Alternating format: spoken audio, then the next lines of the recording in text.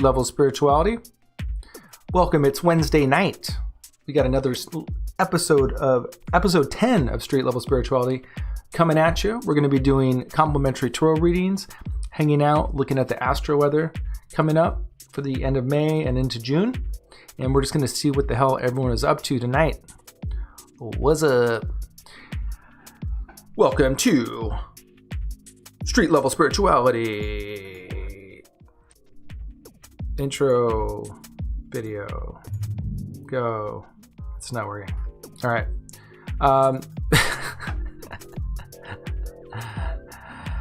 And we're gonna do. Welcome to Street Level Spirituality. Yay! StreetLevel.Live. Got some new beats banging. We're chilling, man. I mean, what's going on with you, man? We're in the middle of a pandemic.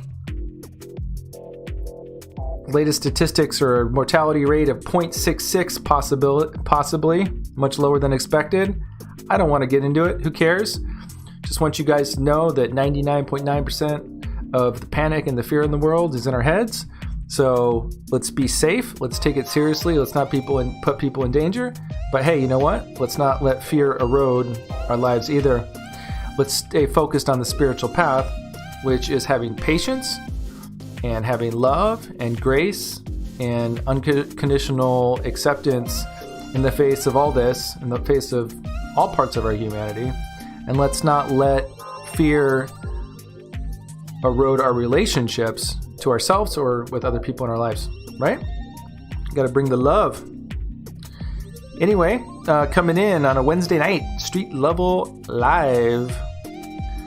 Like usual, we'll be doing our tarot readings and hanging out. Let's pop up the message so when people swing by, they know what the hell's going on. The way it usually works is it's pretty slow for a bit, then all of a sudden, the moon comes out, and out come the monsters, and all those creepy crawlies, and they want tarot readings for free. So come one, come all. I'm just finishing my tea here. So usually a little time to kill here. If you're watching a replay of this, you can always zoom forward to when the readings come in. But I will be talking about the astrology here in a little bit. But this is just a hang time, man. This is just when people are kind of like hanging out. Look at this tea.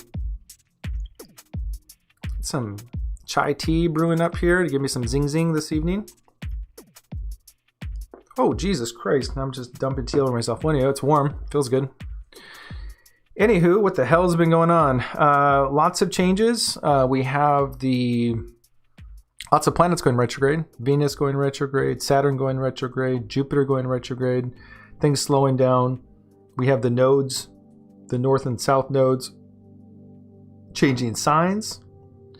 Moving into a much more interesting and fun-loving area of life, which is interesting. And I don't know if you've noticed or if it's just me or the people I've talked to, but for a lot of people, these changes have brought about unseen opportunities, and opportunities for relaxation, opportunities to reassess their lives, opportunities to,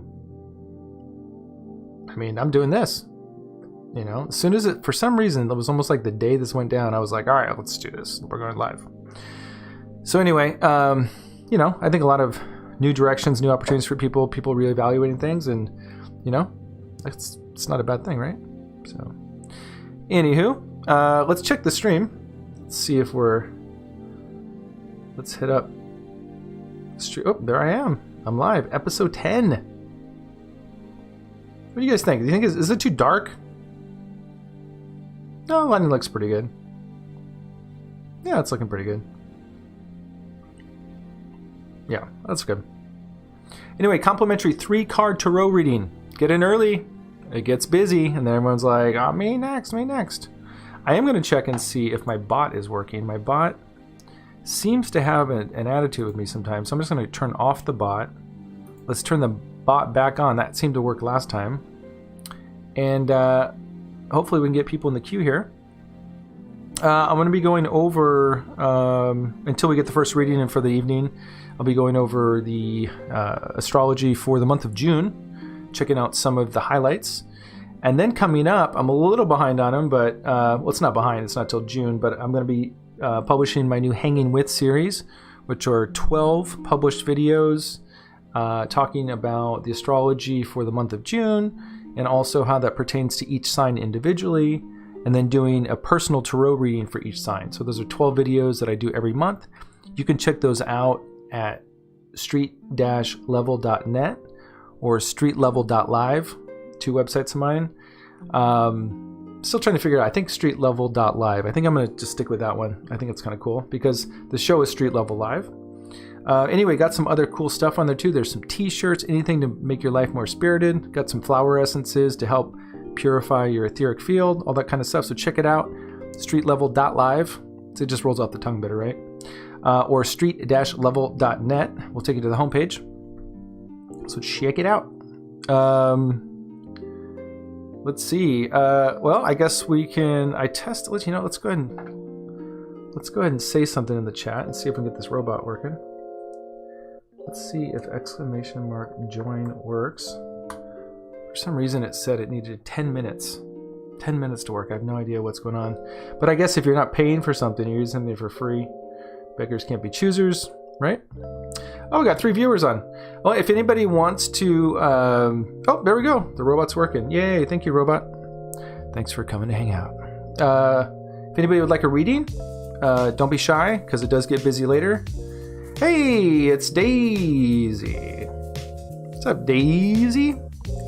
Give me an update, Daisy. How are things going? Shine some light on me. Golden daisies. I was actually just out watering my plants thinking about you while I was watering my gold colored daisies. So, and sure enough, I do have gold colored daisies. I almost kind of wish I took a picture of them so I could show them to you. Thanks for stopping by. Just coming on for the evening right now. We're just warming up some tea. And then I was thinking about maybe talking some astrology, but it really depends. Oh, we've got a winner. We've got a daisy in the queue. Well, I can pretend I can sing. All right, let's check this queue out. Well, it looks like Princess Diamond is going. Oh, had to cut it off with Golden. Well, there's a time for everything, you know, and we can play any role we want. We can play into any dynamic we want. Just make sure you enjoy yourself and you can live with the consequences, right? Man, if you can do that, then all's fair and love and more, right? All right, let's move Daisy up to the queued users. Makes me feel like I'm doing something important, I think. All right, and thank you for coming in early. That's smart of you. Definitely get your reading better than that. Okay, I'm going to warm up a little bit. That took a couple days off. Yeah, you know, I kind of got the feeling in the reading that maybe there is some misalignment there on some level, or possibly. So, Miss Daisy, how can I help you this evening? What are you looking at? Are you looking at your future? Are you looking at what upcoming possibilities you might have in your love area? Are you looking for insight into another issue? How can I help you? All right, let me take while you're writing your question, I'm going to take my tea bag out because I think this tea is perfectly brewed. I'm ready for a sipping. Then let's kick down to our I think it's this view here. Yep, you can see the cards here. Let's start mixing them up for you, Daisy. And in the meantime, why don't you hit me up with whatever questions you might have, whatever thoughts you might have, what you're looking for, if you know what you're looking for, if you don't know what you're looking for. And then also, since there's a little bit of a delay between when I talk and when you hear it, why don't you pick from piles 1, 2, or 3, and then you'll be able to choose your adventure. Let's see what's going on. Will I meet a new love interest soon or this month?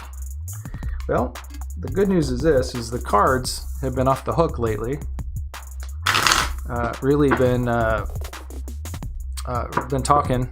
So much so, I've actually had don't know if you were around for this one, but last week I was in the middle of a really intense reading. I had two things fall right off the shelf right next to me while I was doing these in the middle of the night.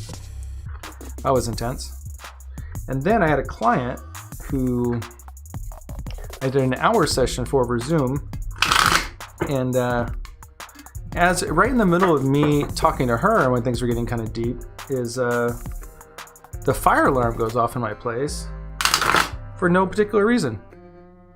There's no fire, there's no smoke. I was just like, whoa. So things are getting a little wacky out there. Pile 1.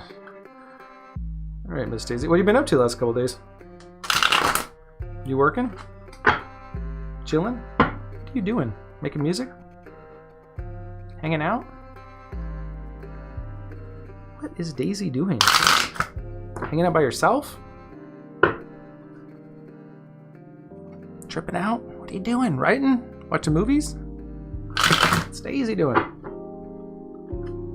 All right, let's tune into Daisy. Will I meet a new love interest soon or this month? Daisy's ready to go. Daisy's like, let's do this. Now, Daisy, what are you looking for? You looking for long-term love? I mean, do you want to have some fun? What's going on? Yep, working and chilling. Yep.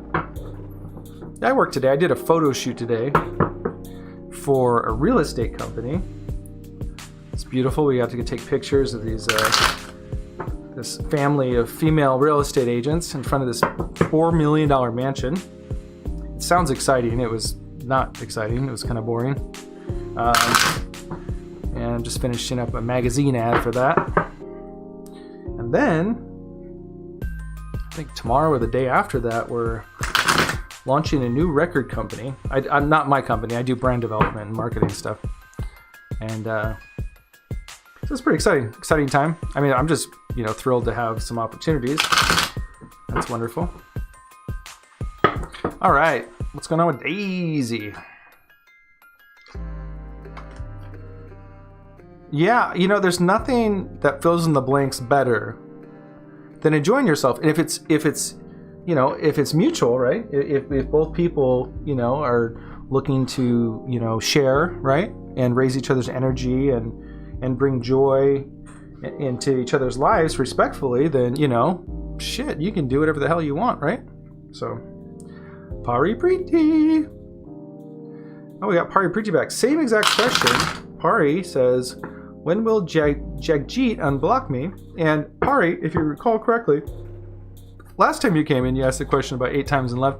I said if you put !join in lowercase letters and type it in, you can get into the queue. So, you're welcome to hang out there and ask the same question over and over again. But if you would like to get in the queue, you're more than welcome. Or you're more than welcome to hang out. You're more than welcome to do the hell you want, really. I mean, it's a free world, right? So, anyway, so feel free to type, if you look at what Daisy did on the top of the screen there, it's !join. It also says it on the screen. If you're able to do that, then you are absolutely entitled to a reading. I would love to read for you. Thank you for coming back here. All right, so Daisy, you ready to get down? Let's do this. Let's see what's going on with Daisy. Daisy. All right, here we go. Let's hit our Tarot Magic View. Magic View. Magic View. What is in store? That wasn't a really good shuffle. I need to start, I think I do about 1 out of 6, but I'm usually not paying attention very much. All right, let's see what's going on.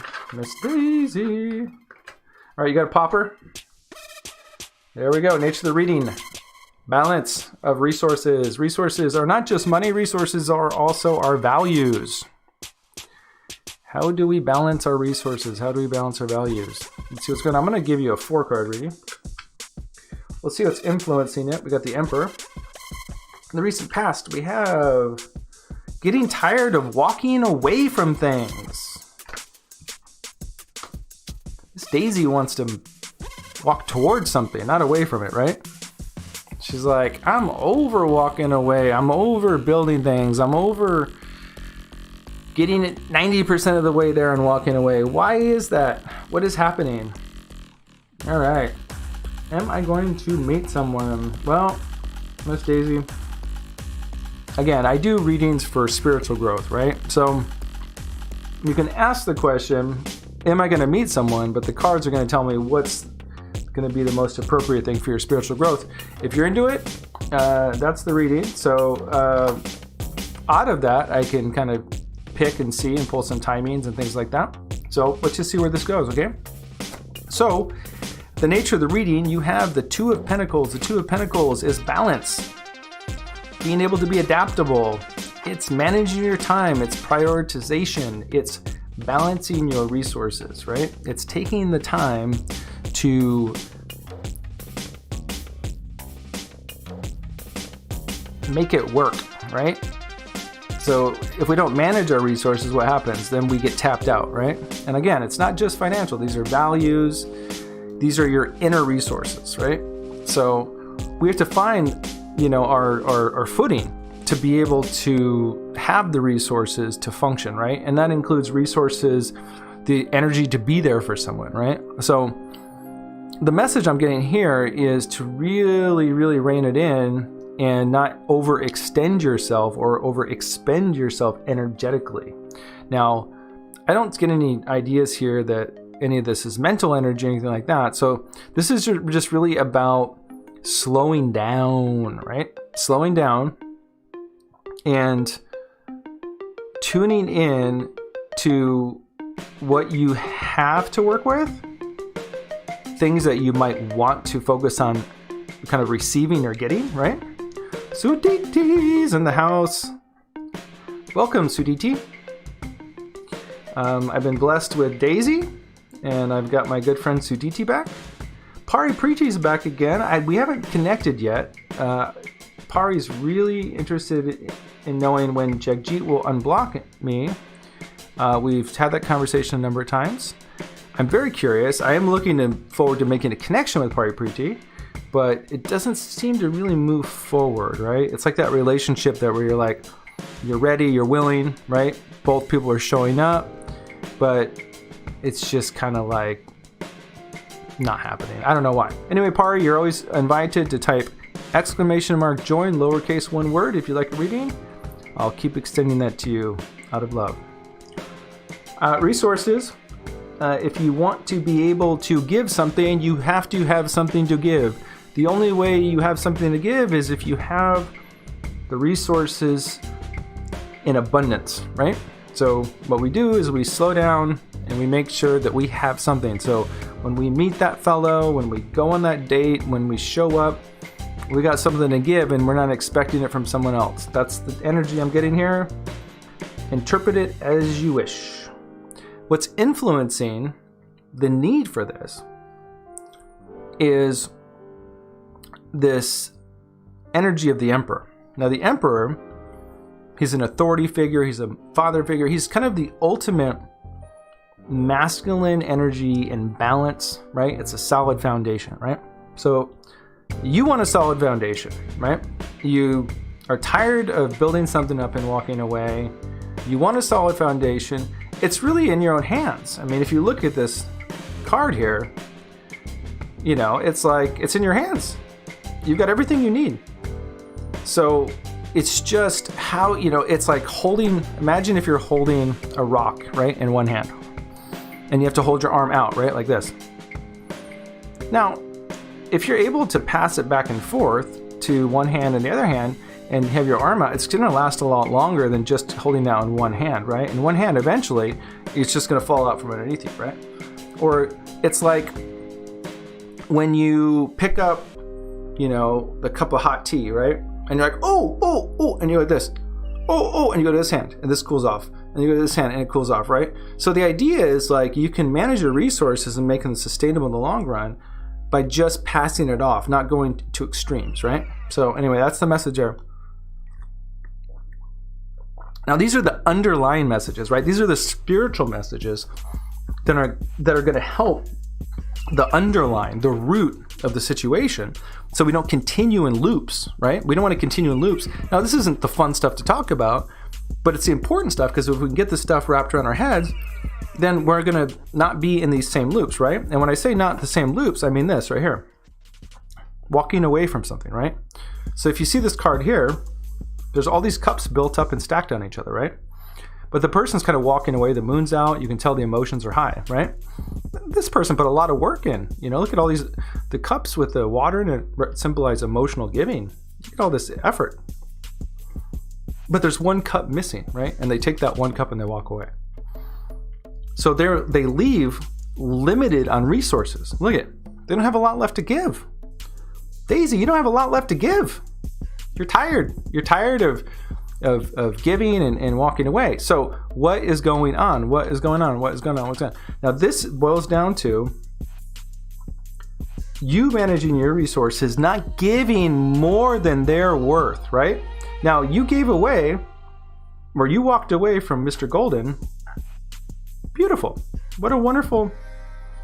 Oh, thank you, Samara. Thanks for stopping by. If you'd like a reading, type in ! join lowercase, one word, and I would love to give you a reading. We're doing 3-card readings. For Miss Daisy, we're doing a 4-card reading because she is a good friend who stops by and hangs out. But anyway, so I don't know if you get what I'm saying here, right? But it's like you're just tapped, you know what I mean? And to be able to give, you got to kind of pull those resources back together. If you want to meet someone in the upcoming time, if you want to meet someone to have something to offer, you got to fill that cup, right? So anyway, so coming up in the future here, you have the High Priestess in reverse. Now this is some self-reflection. The High Priestess in reverse, well, the High Priestess in general is about intuition, right? But the High Priestess in reverse, you know, in your future, you need to look at things like hidden agendas, and listening to your inner voice. I'm getting the feeling that you're looking for something, but it never happens because there's something not being balanced within yourself first, right? So this is saying, tune in, slow down, listen. Now what I do this every morning. I fucking hate it. I mean, I want to get on my computer. I want to make shit. I make music. I stream. I want to make movies, right? I want to play video games. Dude, I want to fuck around. I want to have a good time, right? But I know that if I just do that and keep trying to fill that with these external things and I don't take time to myself, I just tap out, right? So I go outside, I make my breakfast, I make yogurt, some toast, something like that.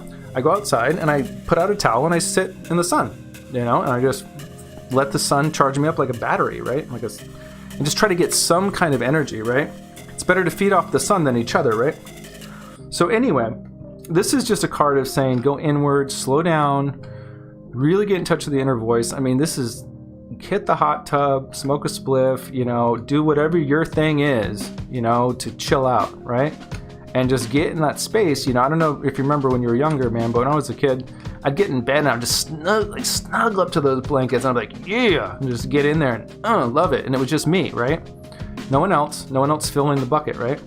So anyway, find your like, oh yeah moment with yourself, you know, like just yeah, girl, you know, whatever that takes to give you that yeah, right? Let's see, Suditi. Okay, cool, you're in there. Excellent. And our friend Samara, again, ! join, we'll get you in the reading queue. So Daisy, now I promised you, let's answer your question.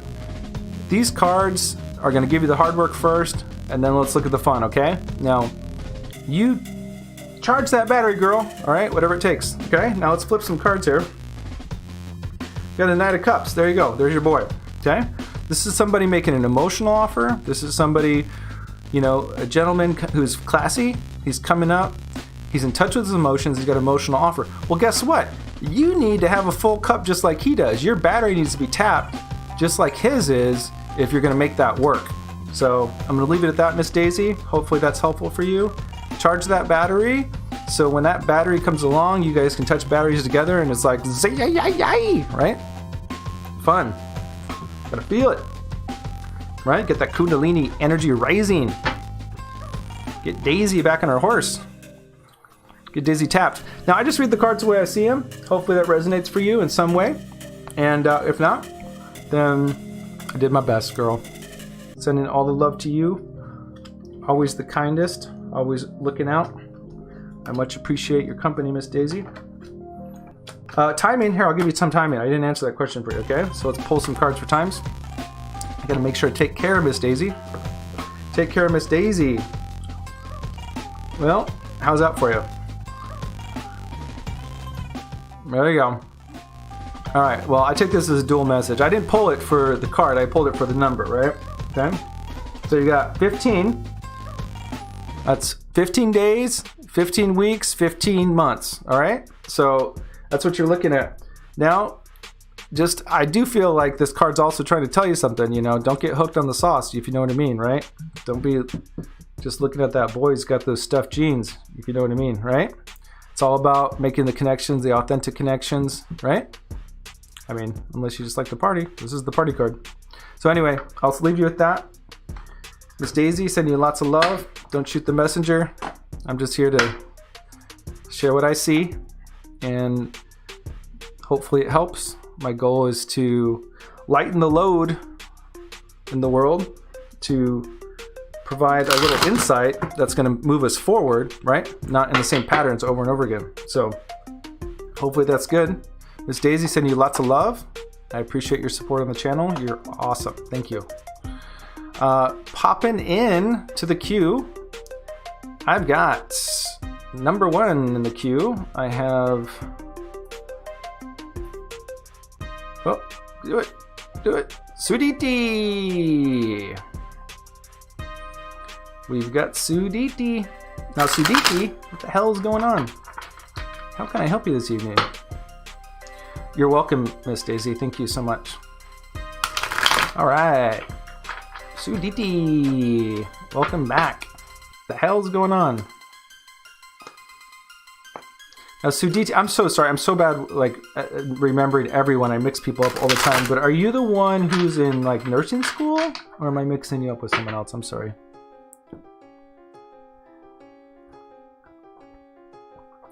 Tea. What do you guys think of these beats? Made some new beats the other day for the channel. We're gonna have some fun. Some kind of wacky music, right? I want to know about love this time. Pari Preeti?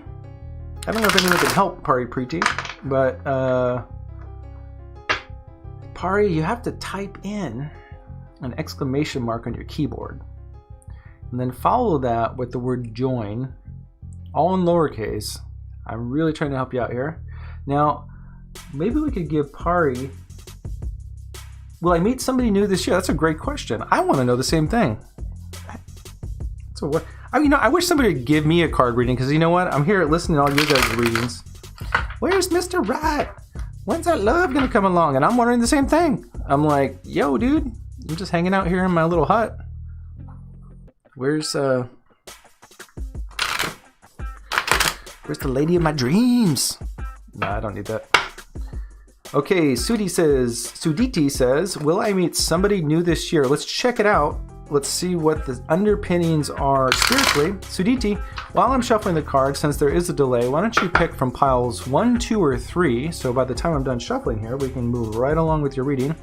Now, Pari, what I'm going to do for you, it seems like we're struggling a little bit. Maybe there's just a little bit of a language block here.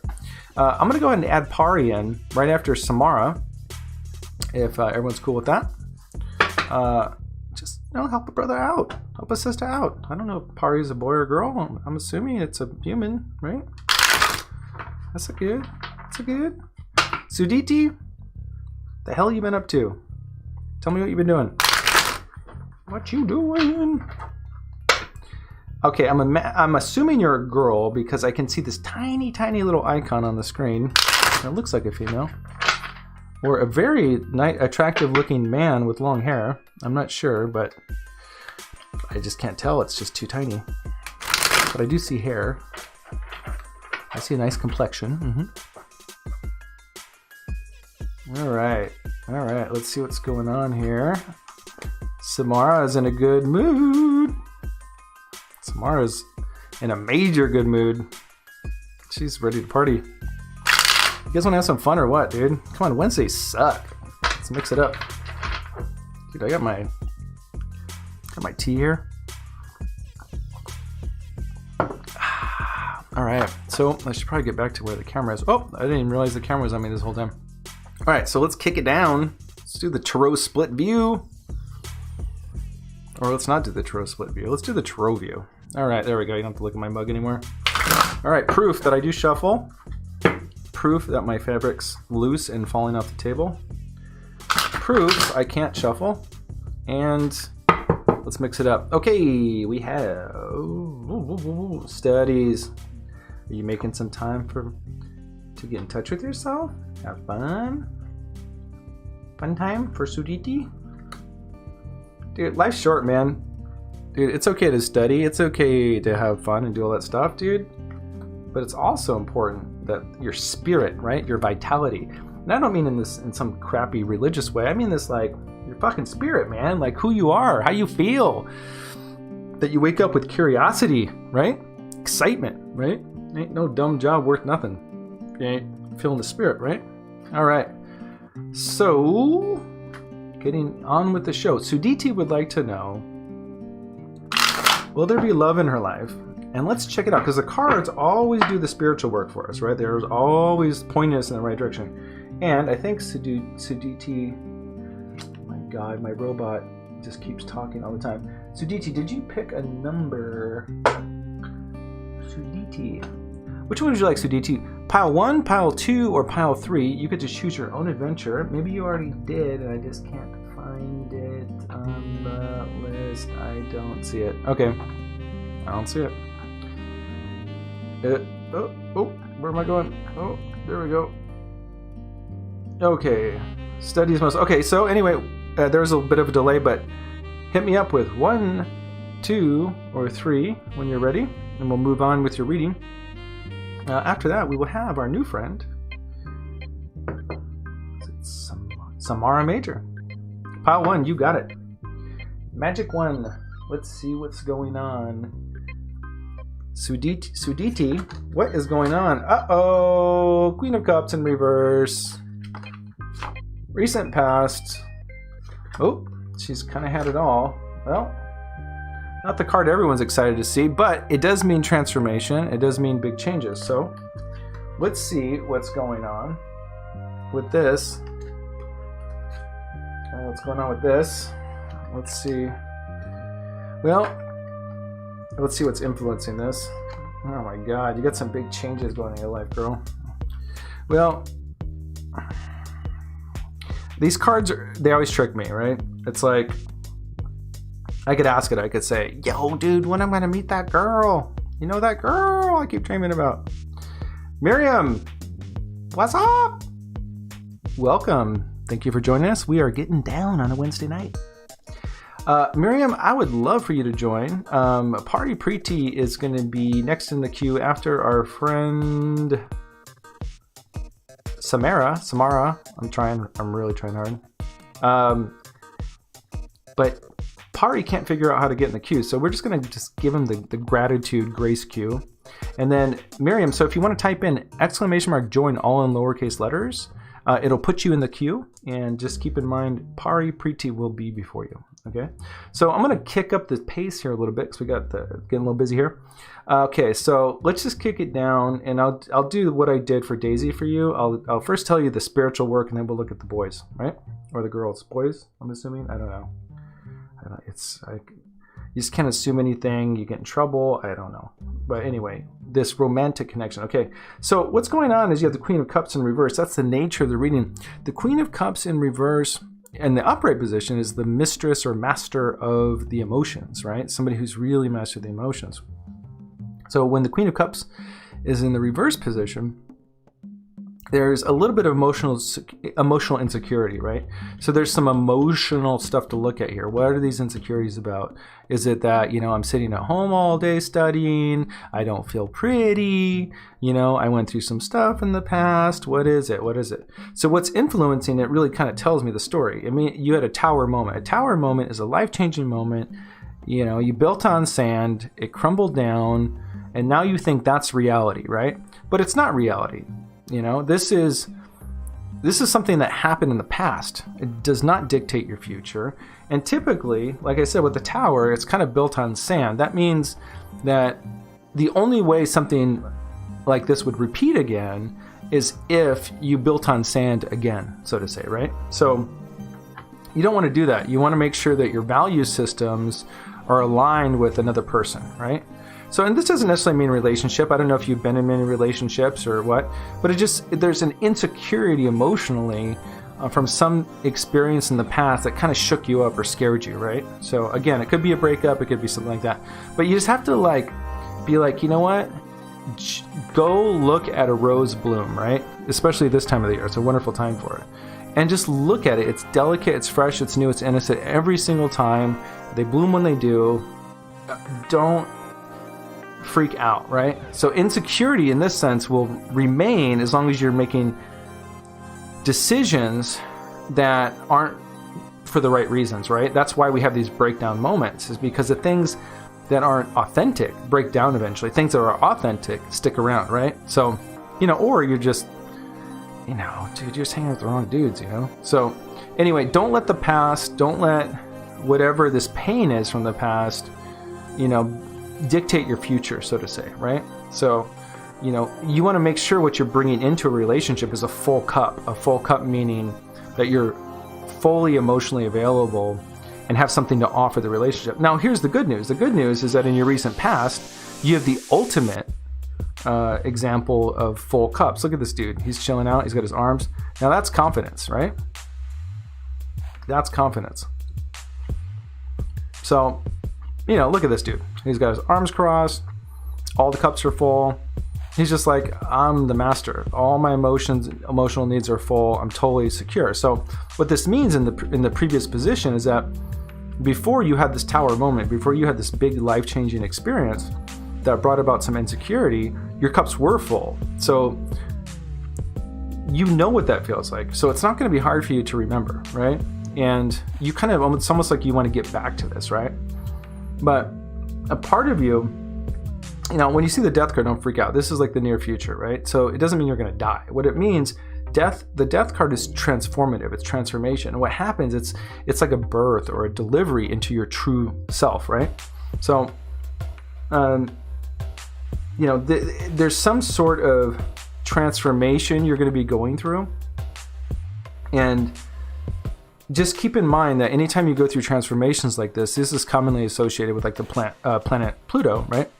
And what it does is it kind of fractures you into a million pieces, swirls you around in a blender, and then glues you all back together in a form that's more authentic than it was before, right? So anytime we face transformation, we don't need to fear. We just need to know it's going to take time.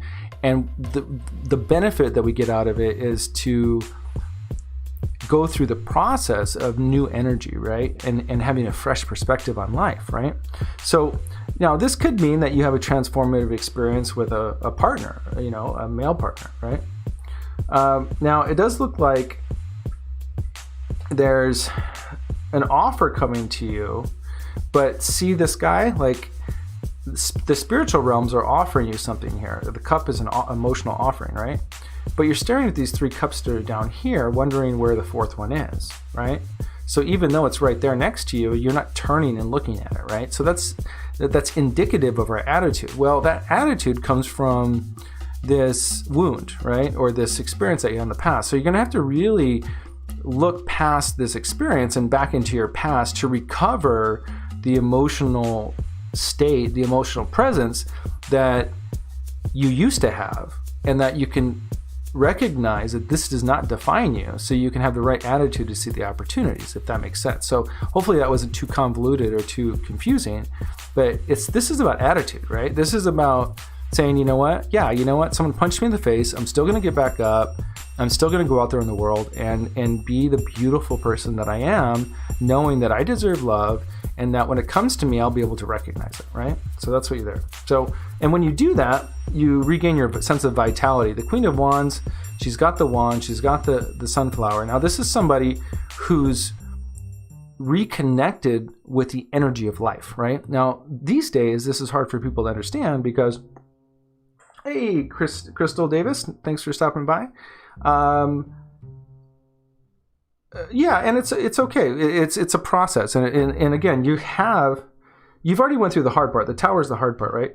Crystal, if you want a reading, just type in !join. Just add an exclamation mark in front of that, and then you'll get in the queue. So anyway, you're going to go through this transformation, right? And you're going to be rebirthed, right? So just know it's awesome, because it's like, you might love being a worm, but a butterfly's, you would never expect. It's amazing, right? Not only do you look more beautiful, but you're flying, right? So just do what you need to do. But don't let these experiences shape you. Now, this is personal for me, and I understand this. So I'm going to get real moment here with Sudhiti. Now, people are waiting for a reading, so I'm not going to take a long time saying this. I went through a divorce. I was married to a narcissist, and I didn't know it at the time. So nothing that I did was good enough. I was always being bashed, sometimes even physically, and I'm a sensitive guy, and it just wrecked me. It wrecked me for years, it was just a nightmare, right? Now it's been quite a while. I can see things for what they are, and now it's like, oh, that was silly, right? So you don't want to spend too much time believing these stories, because eventually you'll be transformed, and you look back and you'll be like, oh wow, I didn't need to waste a lot of time on that one. That was just this kind of a silly story I had from these experiences. So you're awesome. You're beautiful. Don't get too tripped out in your emotions in your head. Spend time in nature. Smell flowers. Be in that frequency, that presence, right? Of just simple beauty. You don't have to be anything more than what you are. You're born perfect. Okay? That's your get real moment. Okay? All right. So getting back to it. This is your totem. Your totem is the Queen of Wands. The wands represent the vitality, right? So when we feel joy, when we feel connected with nature, right? It's unspoken. It's hard to explain what that feeling is, but we feel this life-affirming energy, right? And when we're stuck in this kind of stuff, we don't feel that, right? So whatever you need to do, get out in the sunshine, garden, whatever you need to do to be in that energy, it will transform you without you doing anything, right? So Sudhiti, I'm going to leave it at that, but I'm going to pull some numbers for you, because that's the spiritual work part of this. But let's get you some juicy details so you have something to look forward to here. High Priestess in reverse. That is 2. So that's 2 weeks, 2 months. And I also get 7. So it's going to be 2 or 7 days, weeks, or months. So DT, I'm going to leave it at that for you, okay? So, you know what? Man. Yeah, it sucks, dude. Some majorly heavy stuff out there. But, it's like I would not be the person I am today. See, that's what I was saying, Sudhiti, about the death card, I would not be the person I would stay if I didn't die. And I'm not saying like, it's going to be some super heavy thing for you. I just mean like I had to go through it, and I'm so glad I did. My life is totally different. I've created this radiant beauty. I've recovered myself. You know what I mean? Like I make music. All the music we're listening right now, I made all this music. Like I make music. She wouldn't let me make music. It was just like, how much could you just choke someone's soul out, right? So anyway. Sudhiti, send you lots of love. We're going to now turn our direction towards our new friend, Samara Major. Samara she seems quite spirited and has had some fun comments so far this evening. Samara, what the hell can I do for you?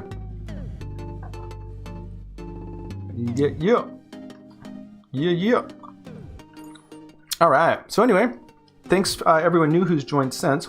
Sudhiti says, I had been with a narcissist too, and I know very well what it feels like. They like to bring others down to feel better about themselves. Sudhiti, that's exactly what it is. And I think what you just said acknowledges the reading. That tower moment was when you had that realization probably about the narcissist or whatever challenging or heavy emotional experience you had to go through to get out of that. Now, I'm going to give you a good tip here, okay? Is that if you speak from your feelings, you can always create harmonious relationships. If you speak from evaluations, you're this, you're that, you know, that creates violence, right? So if you want to know if a relationship really works, is you have to speak from your feelings. Hey, when you did that, I felt sad. You know, hey, I feel really scared right now because when I see you do that, I'm concerned that this is going to happen, right? And then you make a request, right? And then you can see if they respond to the request. Now, if somebody's not willing to listen to your feelings, or if somebody's not willing to respond to or consider a request, that's not a relationship. That's a narcissism. That's a narcissist, or it's somebody who's emotionally unavailable, right? Or just somebody who's a player, right? So that's the secret. Speak from your feelings. If they're not willing to speak from their feelings and acknowledge your feelings, you need to run for your life. Okay? So that's your get real moment. So Miss Samara, how can I help you this evening? So Samara says, hello. So can I ask a question about anything or a situation? I've never done this before. Well, Samara, you came to the right place. I will give you a quick overview. I do tarot for spiritual growth. I can't help it. My cards, like if someone's like, yo, dude, give me the winning lottery numbers and when am I going to get that Beamer? The cards are probably going to tell them what spiritual blockages or what they're not acknowledging in their lives that's keeping them from fully seeing the full spiritualized potential of what the question's really about. So you can ask a question about love, you can ask a question about work, you can ask a question about anything in particular. Typically, like I said, it'll uncover the spiritual work that's needed to really harmonize the situation that's the best for everyone involved, right? Not just you, not just them, for everyone involved, right? So, but then once I do that side, we can usually kind of play around a little bit and stuff like that. So anyway, hit me with a question.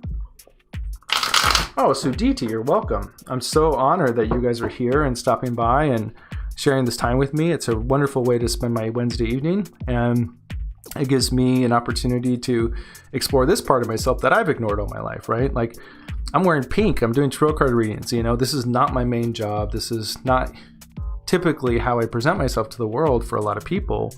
So it's really an opportunity for me to be myself. And, that's part of growing up, is that we have to have the courage to be ourselves. And this is me, I'm the weird dude with the tarot cards, who knew?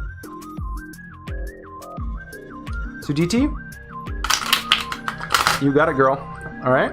Your life is not going to be narcissist after narcissist. You did that work. You saw it. You learned the lesson. You know how to identify them. You know how to take care of yourself. It provided an opportunity for you to learn how to really discern, right? And to protect yourself. So, and then you can also help others with that new knowledge, right? All right. So, Miss Samara, hit me with the juice. Hit me with what you got, girl. You can ask a general question about your spiritual growth. I mean, you don't have to ask anything. I can just give you a reading. So whatever works best for you. I can warm you up with just a general reading, and you can come back time and time again for all the readings you want. Any donation amount, obviously you can see on the screen. We'll give you a full 10 card reading. No pressure, no problems. All right, Samara. Before I even read what your question is, when you say, can it be like? The answer is yes, girl, because it's your vibe, and we can go into your vibe and tweak it. So let's see what the question is, though. Now I'm kind of curious. She says, can it be like, will I be able to continue my tennis career? Because if so, that's what I would like to ask. Oh, I see. Okay. Oh, Miriam. Wow, thank you so much. We'll hook you up with a 10 card reading here shortly. Thank you so much. I really appreciate that. That's every little counts, and it does help a lot, especially right now. Thank you so much. It means a lot to me. Thank you. Miss Samara. Okay, so you haven't been able to play tennis.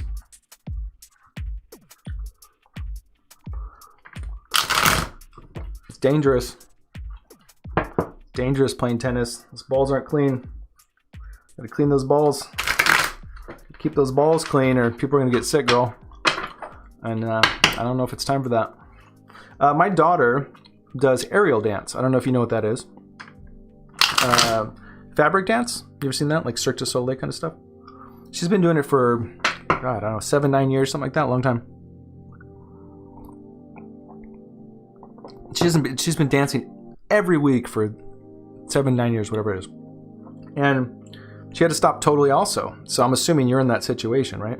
So it's a lot for her. It's a lot for her to reflect and look at. Now, Samara, what's your astrology sign? Do you know your astrology sign? Are you Taurus? What's your moon sign? What's your rising sign? Do you know? Because there's a lot of planets slowing down right now. We have Saturn going retrograde, we have Pluto going retrograde, and we have Venus going retrograde. So anyone here who has got love questions, just keep in mind it's a wacky, wacky time. It's going to be wacky till the end of June. So, you know, not a great time to be getting in relationships. Great time to have fun. But just know you ain't going to feel the same way at the end of June, right? Cancer. Well, shit, I got a Cancer ascendant. Okay, well, you're opposite Capricorn. I just dropped a bunch of cards, guys, so I'm going to actually flip the screen here so you don't see me climb under the table. Let's do this one. I just dropped a bunch of cards when you said that. All right.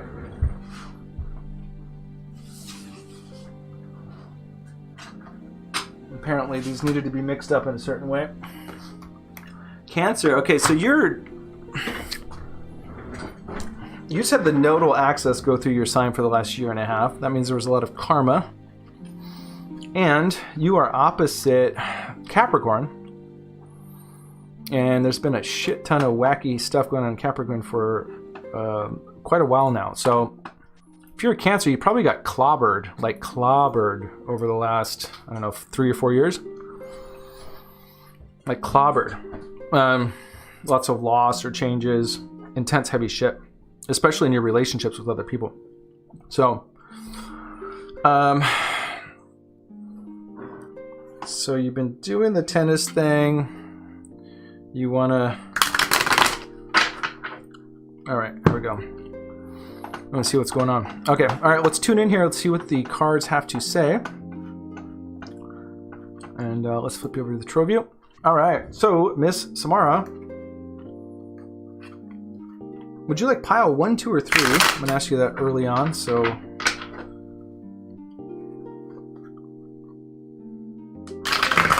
Oh, another one of my great not shuffles, but I get a little excited sometimes. I feel like I need like some kind of firm... I need like some kind of firm like pad. I mean, I'm sure they have those, right? Some kind of... Tarot pad? Game card pad, something? Right? 3, the number 3, magic 3. Okay, let's tune in. What the hell is going on with this tennis thing? We'll look at the energy around it. And I have a feeling the message is probably going to be something around the realms of, okay, well, what's going on spiritually with you while you're going through these changes, while you're not able to play?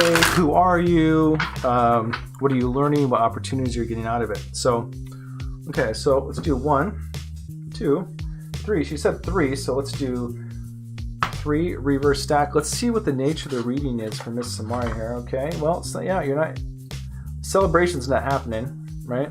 You're not having that feeling of accomplishment or that feeling of going out there in the world, accomplishing something and coming home, right? So you feel kind of upside down, and you're really looking for that sense of fulfillment. Going out there, conquering something, it's not happening. You're kind of feeling kind of stagnant, right? Now let's see what's influencing the nature of the reading here. Now this is the 9 of Swords, and this is kind of coming out of mental difficulty, right? You're laying in bed at night thinking too much. You're coming out of this, but let's see what's going on here. Now, let's see, in your recent past, you're coming out of a partnership. Now, what's funny is that this is kind of the, this is the card of a relationship, right? This is like, not necessarily romantic, but this is any relationship. 2 people coming with something to offer each other, right? And it's reverse, right? So it's kind of like, I guess the reason I'm laughing is you could almost kind of see it as like 2 people holding like 2 paddles, right? They're playing a game, right? No more game. Game's over. Now upcoming, you got the Ace of Swords. So I mean, you can't really have a worse situation than that, right? Ace of Swords is the gift. It's a mental gift, right? So since you have a mental card influencing this kind of feeling of stagnation, of not really having this sense of fulfillment that you've had in the past, the tennis ending, I'm just going to see this as the tennis ending because you got the two people with the paddles. It's like it's upside down, so it's like no more. Now you're coming out of some sort of mental process. You've had to face some sort of mental process through this not being able to really go out there. So what I can see is that you got kind of a high out of this experience, right? And I'm sure it was healthy, but you kind of got a high out of it, right? So even though there's the obvious, like it's a interest and it's a sports thing and it's healthy for me and it might be a career, I have no idea where you're going with it, but it's like what I'm getting here, the message I'm getting from the spiritual realms is there was kind of a little more to it on a very personal level. You kind of get a high out of it, right? So when you're not getting that high anymore, then you're kind of going into the mind, right? You're like, okay, how am I going to replace this sense of thrill or excitement or fulfillment that I'm getting? And it pushed you into a space in your mind that was new for you. It's a new opportunity to see things in a new way and to probably clear up some karma or some subconscious shit. Now, the good news is that the North and the South node finally just left Cancer into Gemini. So your karma's over, right? So whatever mental turmoil, whatever you went through, it's over. And this is like just now, just recent. So give it some time, okay? So whatever this trauma is that you're going through, it's over. You've been through it. Whatever mental burden you feel. Now, again, the game's been over. The sense of fulfillment's not happening. But you're moving past whatever the difficult part is in this journey, so to say, that you've been through, right? Oh, hi, Crystal. Let's see here. Yes, you may ask. And I'm going to look at the queue right now. Okay, Samara. Crystal, I don't see you in the queue. Did you put join? Oh, yeah, you had some other... It needs to be the character join, so it looks like... Miriam. I'll put you in after Miriam.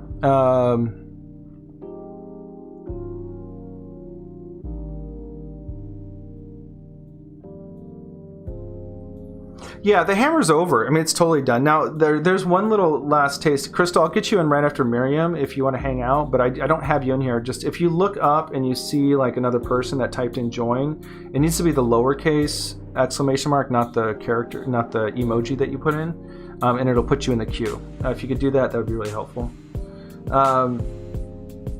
Spartan with a train for professional season. I hope this karma card. Yeah, it's over. But there's one last little taste of it, and it's going to be subtle, and that's Saturn retrograde because it's going retrograde.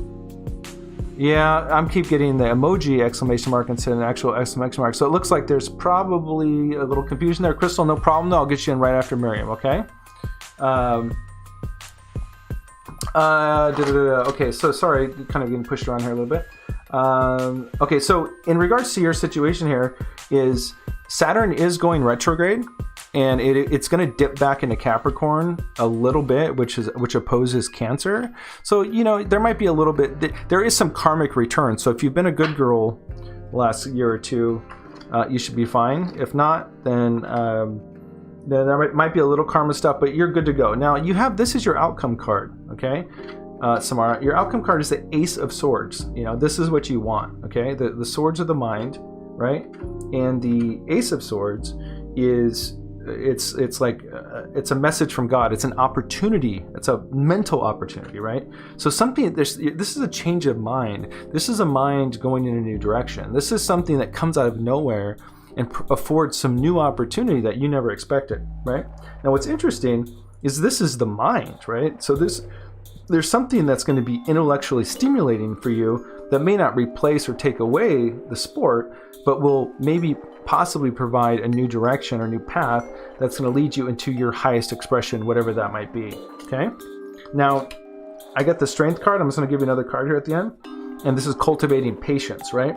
So right now, it's just a matter of, you know, just think of the lion as kind of like that part of you that really wants something, right? And what this is saying is just take the time to calm that beast, to pet the lion, play it music, soothe yourself. You're going to be doing fine. Don't worry about it, a darn thing. You're going to have a new opportunity come up. It's going to come out of nowhere. It's going to be divinely guided, and it's going to change you forever. It might, like I said, it might have some sort of mental pursuit to it. Okay, so will you ever play tennis again? You know, this is somebody considering their options. Okay, so you know what I would recommend is, instead of just sitting around waiting, is kind of look and see what you can design your life around in the immediate that still gives you that sense of fulfillment, whether you can play it or not. Okay, so this is someone considering their options. That's the best I could tell you right now. Okay, all right, Miss Samara, you're welcome to come back anytime for a reading. Don't ever feel like you can't. Okay, thank you for that. Okay. All right, so Miss Samara, I had you in the queue there. Thank you so much for stopping by. You're welcome to hang out. Miss Miriam is up next. Oh, Crystal got in there. Good job, Crystal. It's a little confusing. The first time I went on someone else's stream that had that, I couldn't figure it out for like 10 minutes. Yeah, Samara, I hope that helps. It's like, to be honest with you, the feeling I get is it's going to be a while as far as the issue of the tennis.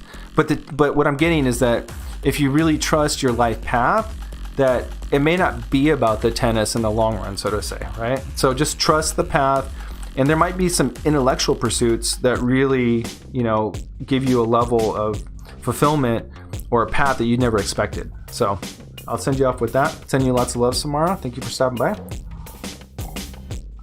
Miss Miriam, thank you for the donation. I really appreciate it. I mean, it does mean a lot. Guys, I always appreciate a subscribe, a like, or a donation.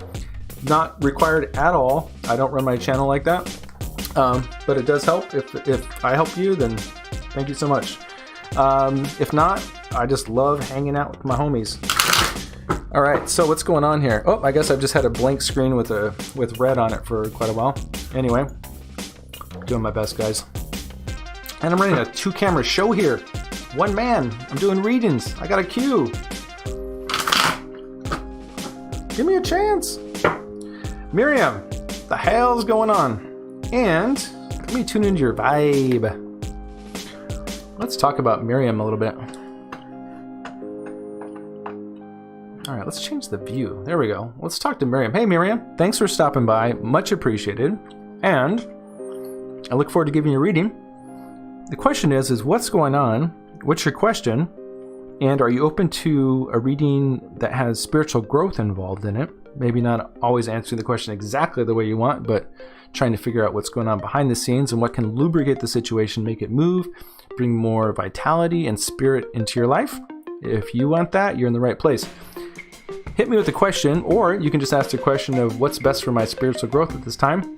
Cut to the chase. And once you do ask your question, if you know your sun sign, your ascendant, your moon sign, that would also help because it gives me some insight into your current planetary influences and what you're going through in your life. And I'm going to give Miriam what's called a Celtic cross reading. It's a 10-card reading in exchange for her donation. Thank you so much. And it's really fun. It's a great, you know what I'm going to do, Miriam? I'm going to bust out my good cards for you. These are great cards, but I have these cards that are really charged. I like to use them when I'm doing a 10-card spread. All right. This is the deck. It's the same deck, Rider Waite deck, but this is a full size. There's no border on it. It's a little thicker, a little more mysterious, a little more mystical. All right, I'm wondering about my love life, but any reading would be great. Well, let's make it a focus on love, and like I said, it'll most likely be kind of, what's the underpinnings of the situation, what are the dynamics, what's going to be best, what's going to help the situation the best to move forward as quickly as possible, right? Because we want to get the work out of the way and move forward, right? And sometimes there's no work. Sometimes it's just party time. So let's see what's going on with Miriam. I'm going to tune in a little bit. All right, she's got... Oh, Nelly. Oh, Nelly. Lots of Geminis. I don't know if it's just that you guys like the intellectual stimulation, and happy early birthday, I'm assuming it's an early birthday for you. I don't know if it's just because Geminis like intellectual stimulation or what's going on, but everything's in Gemini right now. The nodes are going in Gemini. Venus is in Gemini. The sun's going in Gemini. It's just like a Gemini party. And then at the same time, we've got Saturn and Jupiter in retrograde, right? So it's just Gemini, Gemini, Gemini. And she got a Scorpio ascendant. How was your week last week when we had the... You're welcome. You're welcome. All right. Oh, man. Yeah, so how were you after the Scorpio full moon?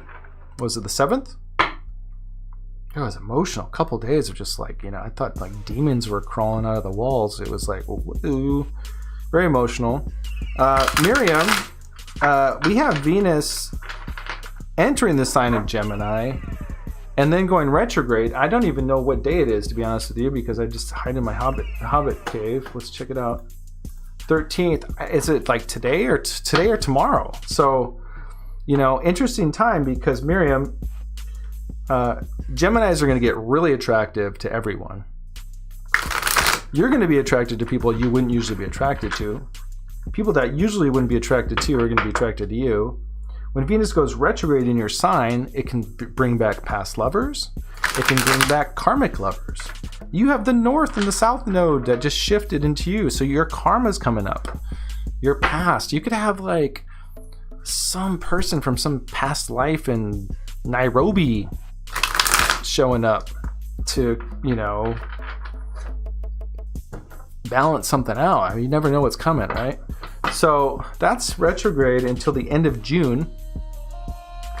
You got the next 6 weeks to party. Now, when Venus is in Gemini, it can get weird. I'm not gonna sugarcoat it here. Gemini's the twins. 3-ways, third parties. People have been stuffed in their house and they want to get out and they want to get it on. Gemini's like, let's love. It's the energy right now, man. People are like, dude, I want to get out. I want to meet that hottie. I want to get it. So the energy's shifting. The energy's shifting for everyone. We want more intellectual stimulation. We want to connect. We want to see each other. Everyone's getting cabin fever. Like, let me out. Yeah, your ex has been calling. I told you, man. Shit's going down. Okay. Oh, man. It's just going to get wackier. It's getting wacky. So anyway, but the important thing to remember when Venus is retrograde is don't get in a committed relationship and don't overextend yourself in your friendships and your commitments. Got it? If you got that, Miriam, you're in it, man. Put that little red dress on, go have fun, but don't be getting married in Las Vegas. That's what you don't want. Okay, so Miriam, let's do this 10-card reading. And Miss Crystal Davis, I apologize. I'm going to do a 10-card reading. It's going to be a few minutes here. Just want to honor Miriam's gift. And Miriam, would you like... Did I ask you this already? Miriam, do you want pile 1, 2, or 3? Girl, it's your destiny. It's your choice. You get to pick piles 1, 2, or 3. I had a friend one time when I first started streaming. She said, whatever you do, don't stop talking. So that's what I do. I just yap. Hopefully it keeps it interesting. Between that and these beats. Now check this beat out here. I love this part of the song. This is where the beat just starts kicking in. Yeah. Okay, Miriam, what the hell is going on? 3.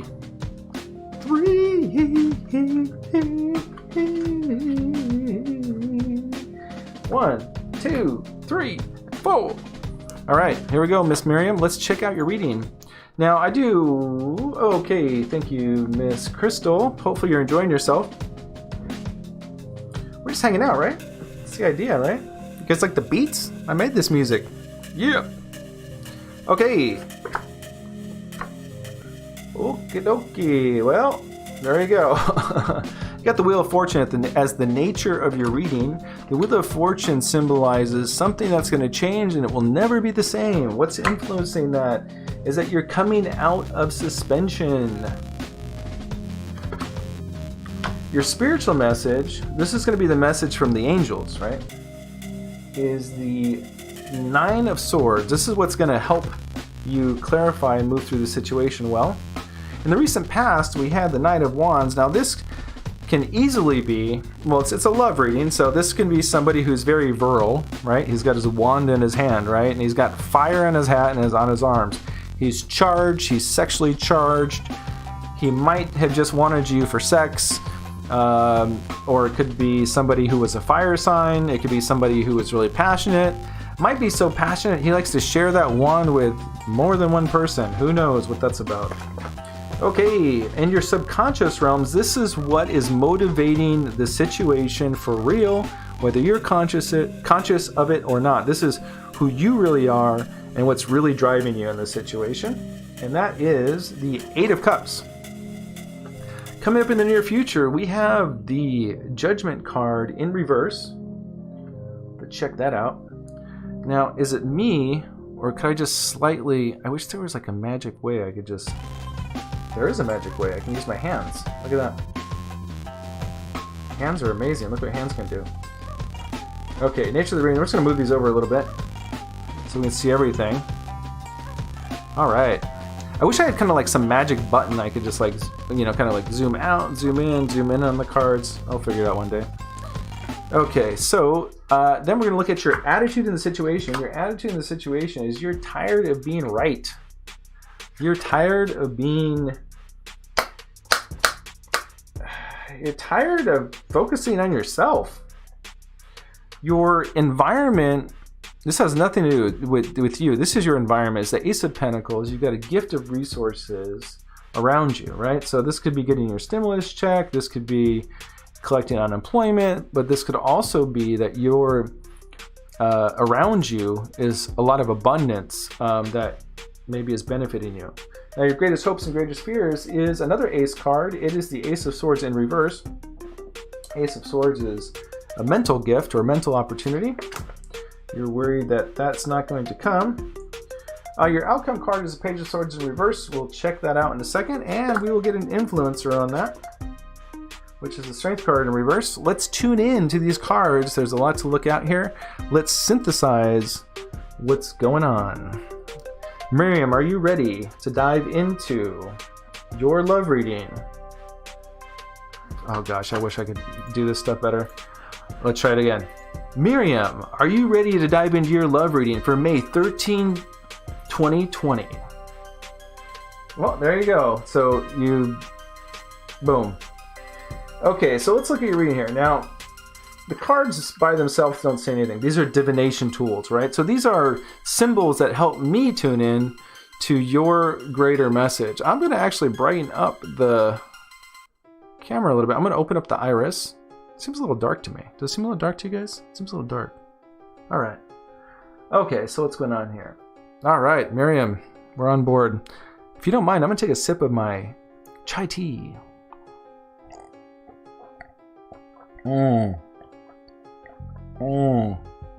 Oh yeah.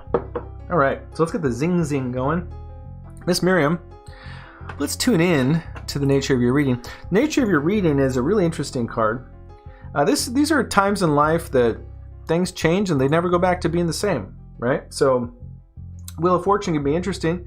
I'm sure you've seen the game show. You spin it. Sometimes you're fucked. Sometimes you walk away with a new car. Who knows what the hell is going on here? Now, what we do know is that, I hope you don't mind my French, I do try to be spirited with what I do, right? So Hangman in reverse, what's influencing this? Well, these are both major arcana cards. That means you're going through major changes.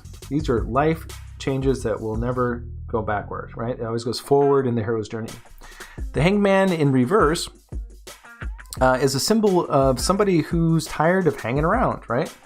So when it's upside down, it could be some sort of delay, it could be indecision, or it could even be a sense of martyrdom of some sort. But I'm just going to say that there's some sort of delay is what I'm feeling here. So what is this new... It's interesting that you'd have this life-transforming moment, but then you're kind of like in this state of delay. It's almost like you're waiting for things to change, and they are, but it's just not moving forward yet, right? It's like these big changes that just no one's hit the gas pedal yet, right? So in regard to love, it's like it could be a sense of like, okay, you're ready to move forward. You've gone through these big changes, but it's just not happening yet. And you're like, what the hell is going on? You know, it's like, I did the work, I showed up. What's the what, right? The gas pedal's not connected to the wheels. The spiritual message here from the higher realms. Now, this is really important to understand. This is typically, in my opinion, one of the most important cards in the reading, because this is a message from the angels.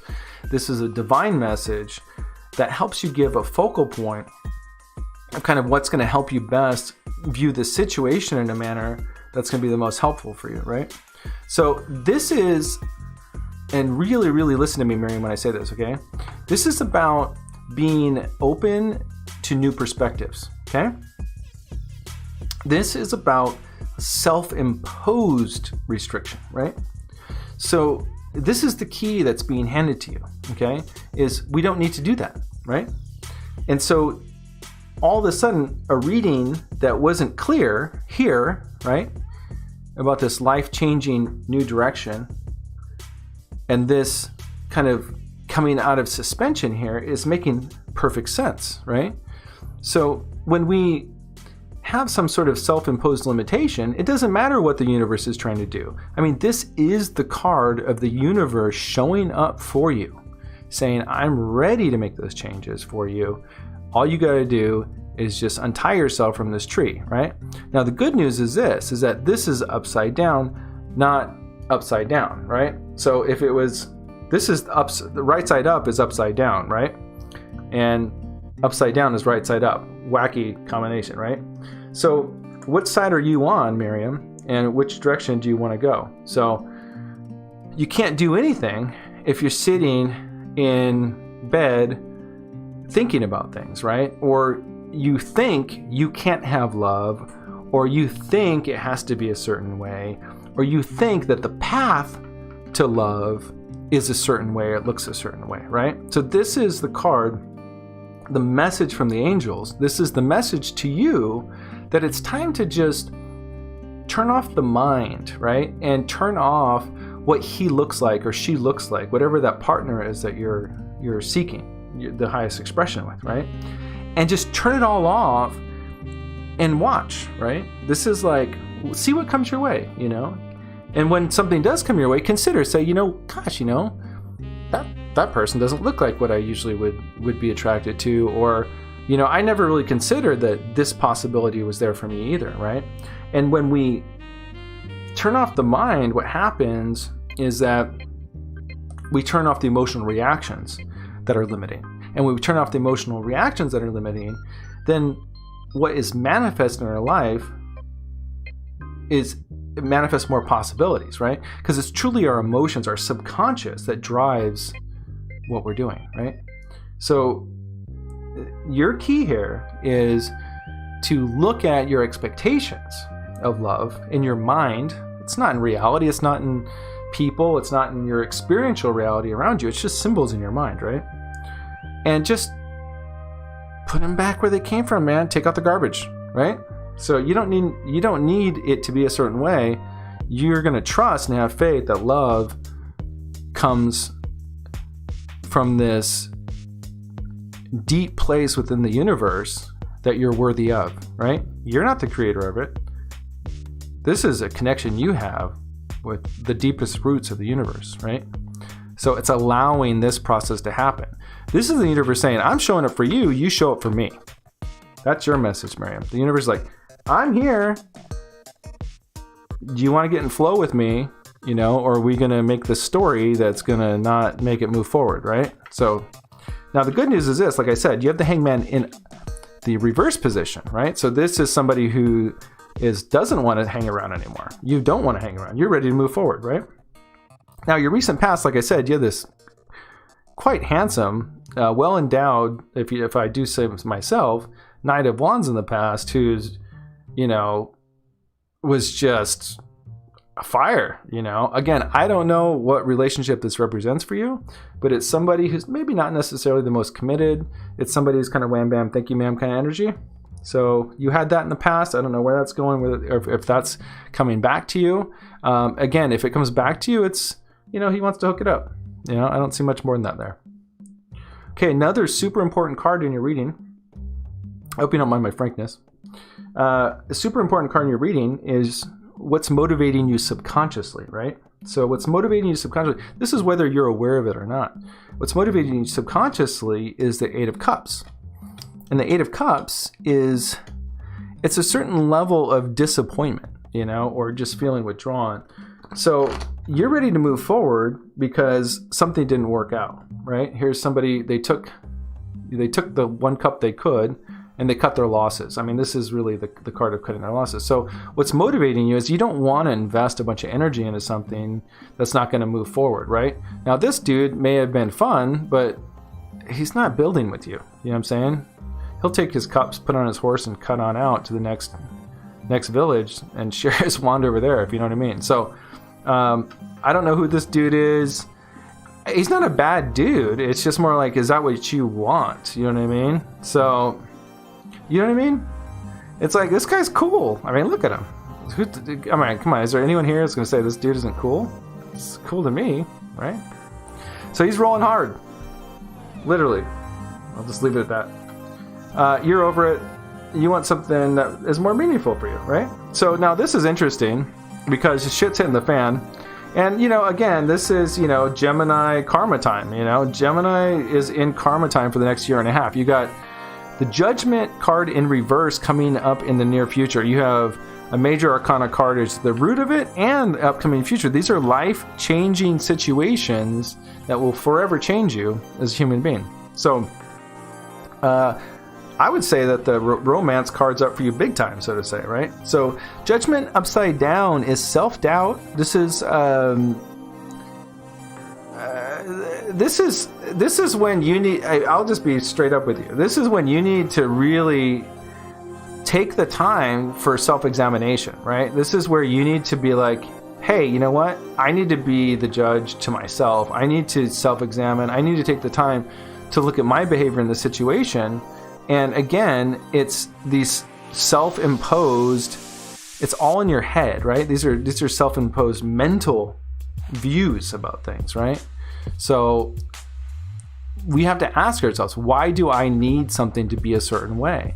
Instead of being in flow so we feel good, right? When things have to be a certain way, what that leads to is a path of disappointments, right? It's a path, it's like stepping stone after stepping stone of, hey, that stone's not blue, that stone's not pink, that stone's not green, and then it's a disappointment. But if it's, you know, hey, that stone's red and wow, I just never thought of that. I appreciate that. And that stone's black. And like, wow, I didn't expect that. Like, whoop-de-doo, you know, like you can make a jolly experience through this process, right? So even though you may or may not be or have that exact perfect love situation, you make a joyful experience out of that process of discovering it, right? You meet that person and you're like, gosh, you know, I never really considered, you know, a comic book dude, you know, like, that guy's kind of nerdy and I don't know, he's kind of hot, you know what I mean? So there's a process. At every moment of the process of getting what you're looking for is just as fun as getting what you're looking for, if that makes sense, right?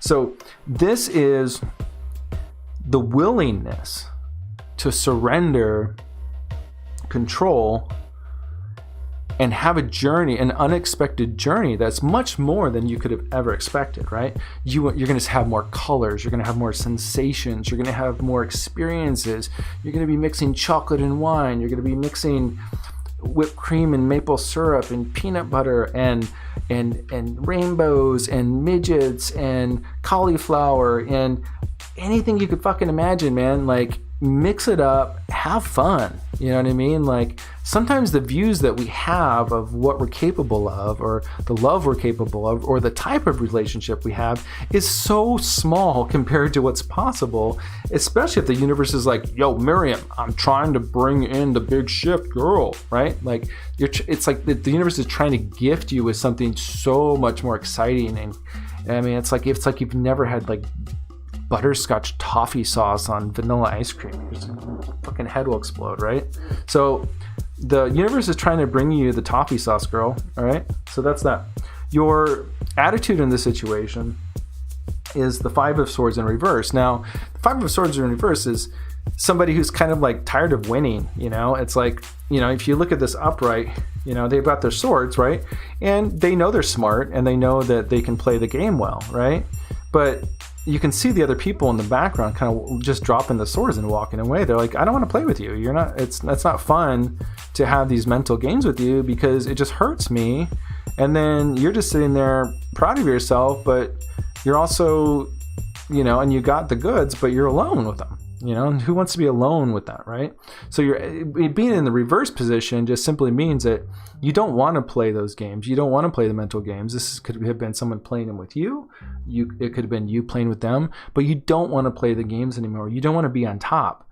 You want to be equals, right? So that's your attitude in the situation. So I would say in general, you're in the right spot. You have the Hangman in reverse. You're saying, I'm over this, right? You know, and you want to move forward. You know, you don't want to build with someone who doesn't want to build with you.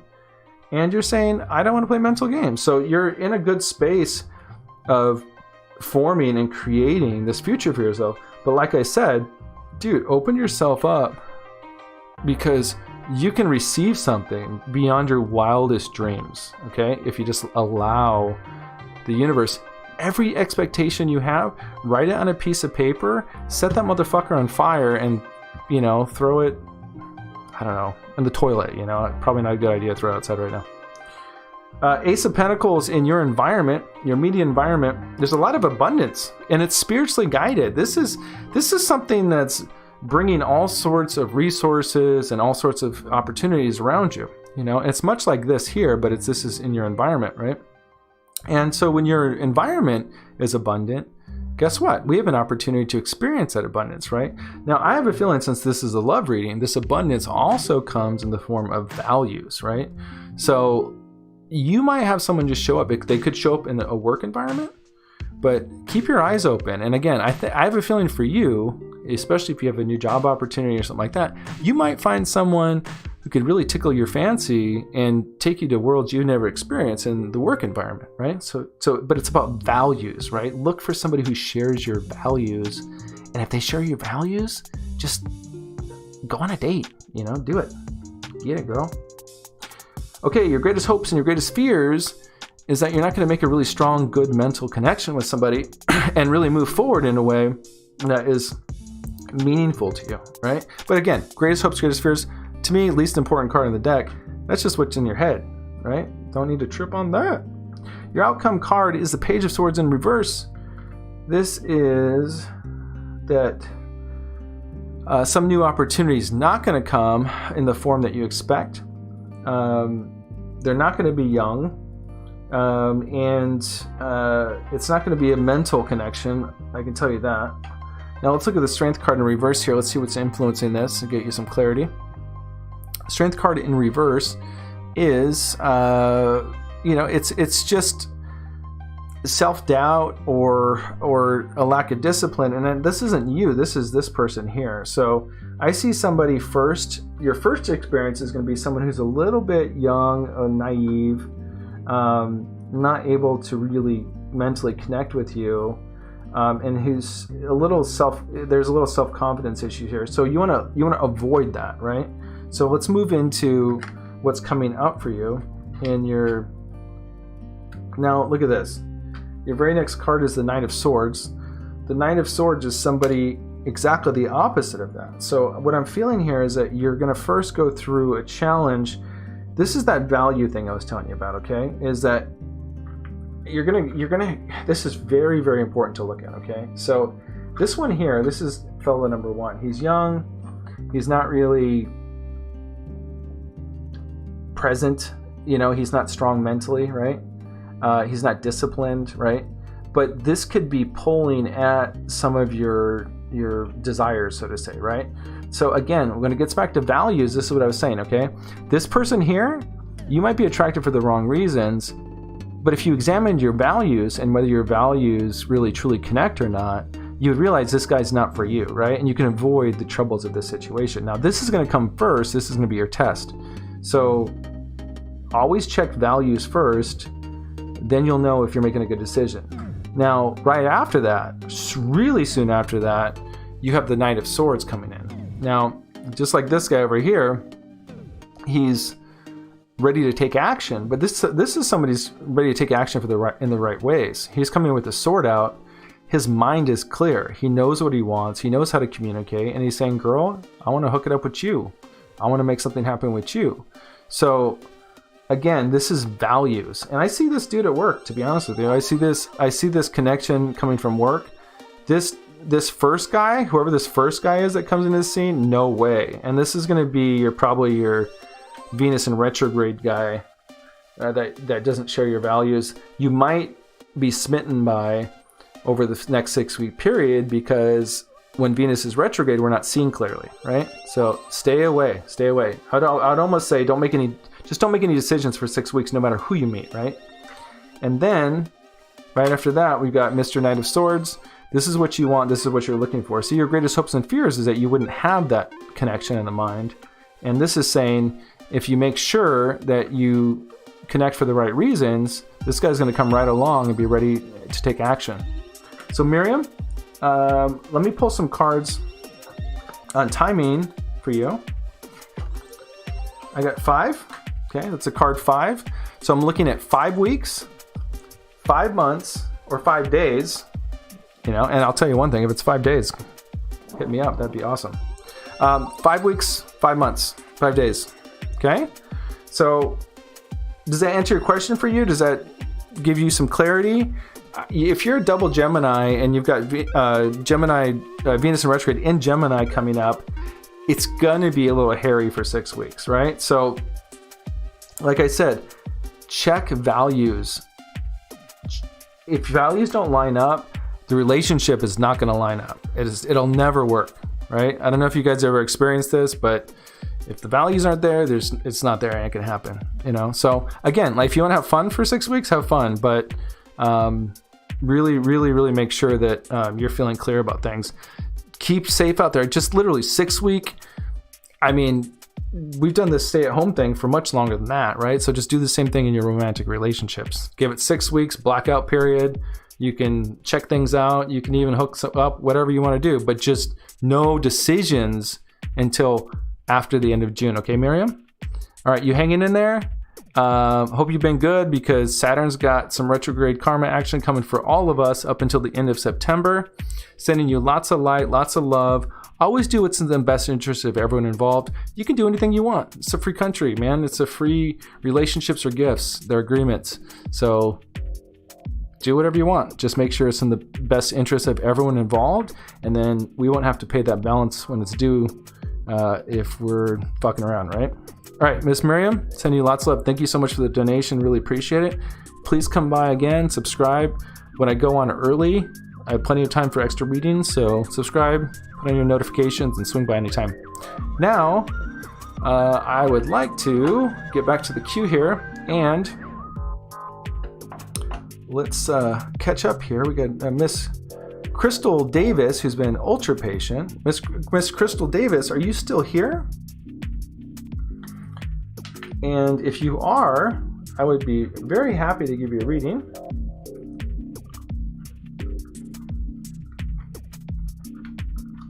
Miriam, I hope that was helpful for you. These cards, man, they just spit it at me, man. It's just what I see, and hopefully that's beneficial for you. Avoid the Noid. Miss Crystal, thank you so much for your patience. Let's see. Was that Steven? Is that what that is? Or Stefan? Does Stefan miss me and want me back? Miss Crystal Davis, do you know what your sun sign is? Do you know what your moon sign is? And do you know what your rising sign is in astrology? That would help give me a little insight onto where your current situation is. Yay! Okay, wonderful, Miriam. Send you lots of. I really, really appreciate it. The gift. That's believe it or not, it's pretty rare. So thank you very much. It really does help, and just at the very least, it helps my spirits a lot. Thank you so much. I appreciate that. Thank you. Miss Crystal, man, am I tuning into your vibe here? Tuning in. Crystal Davis, Stefan. She's enjoying herself. She's spirited. Stefan. Now, what's up with Stefan? Were you guys just a long-term thing? I mean, you guys fall out. What's going on with Stefan? Stefan, that's a cool name. I like that name. What's going on with Stefan? I keep using these cards here. These are my supercharged cards. Sagittarius Capricorn. Well, thank you, Miriam. Thank you. Okay, Miriam, before you go, I will tell you this. I'm going to pull up my chart here for Miss Crystal, and let's do you a solid by looking at the chart. I have a lot of charts. I have all the charts, right? So in this particular chart is we're going to look at compatibility. Miss Miriam, would you like to know some compatibility with Gemini? And then we'll get into Miss Crystal being a Sagittarius. Now, Miss Miriam, if as a Gemini, if you would, I'm going to give you your top 3. 15 years of knowing him, high school sweetheart, no contact. Crystal, was there any sort of romantic connection, or was it one-sided? Was it a crush? Did he ever know your feelings? Or on the other side of it, did you guys hook it up, girl? And are you looking for the replay to see if there was any fouls? While you're considering that, Miss Miriam, I'm going to tell you that as a Gemini, here's 3 signs to keep an eye out for, okay? As a Gemini, let's see, your top 3 in compatibility is going to be, ooh, you got some spicy ones in there, girl. Spicy! Spicy, Aquarius. Who knew? Gemini and Aquarius. Geminis and Aquariuses have a great harmonious relationship. 85% compatibility between a Gemini and Aquarius, Miss Miriam. So keep that in mind.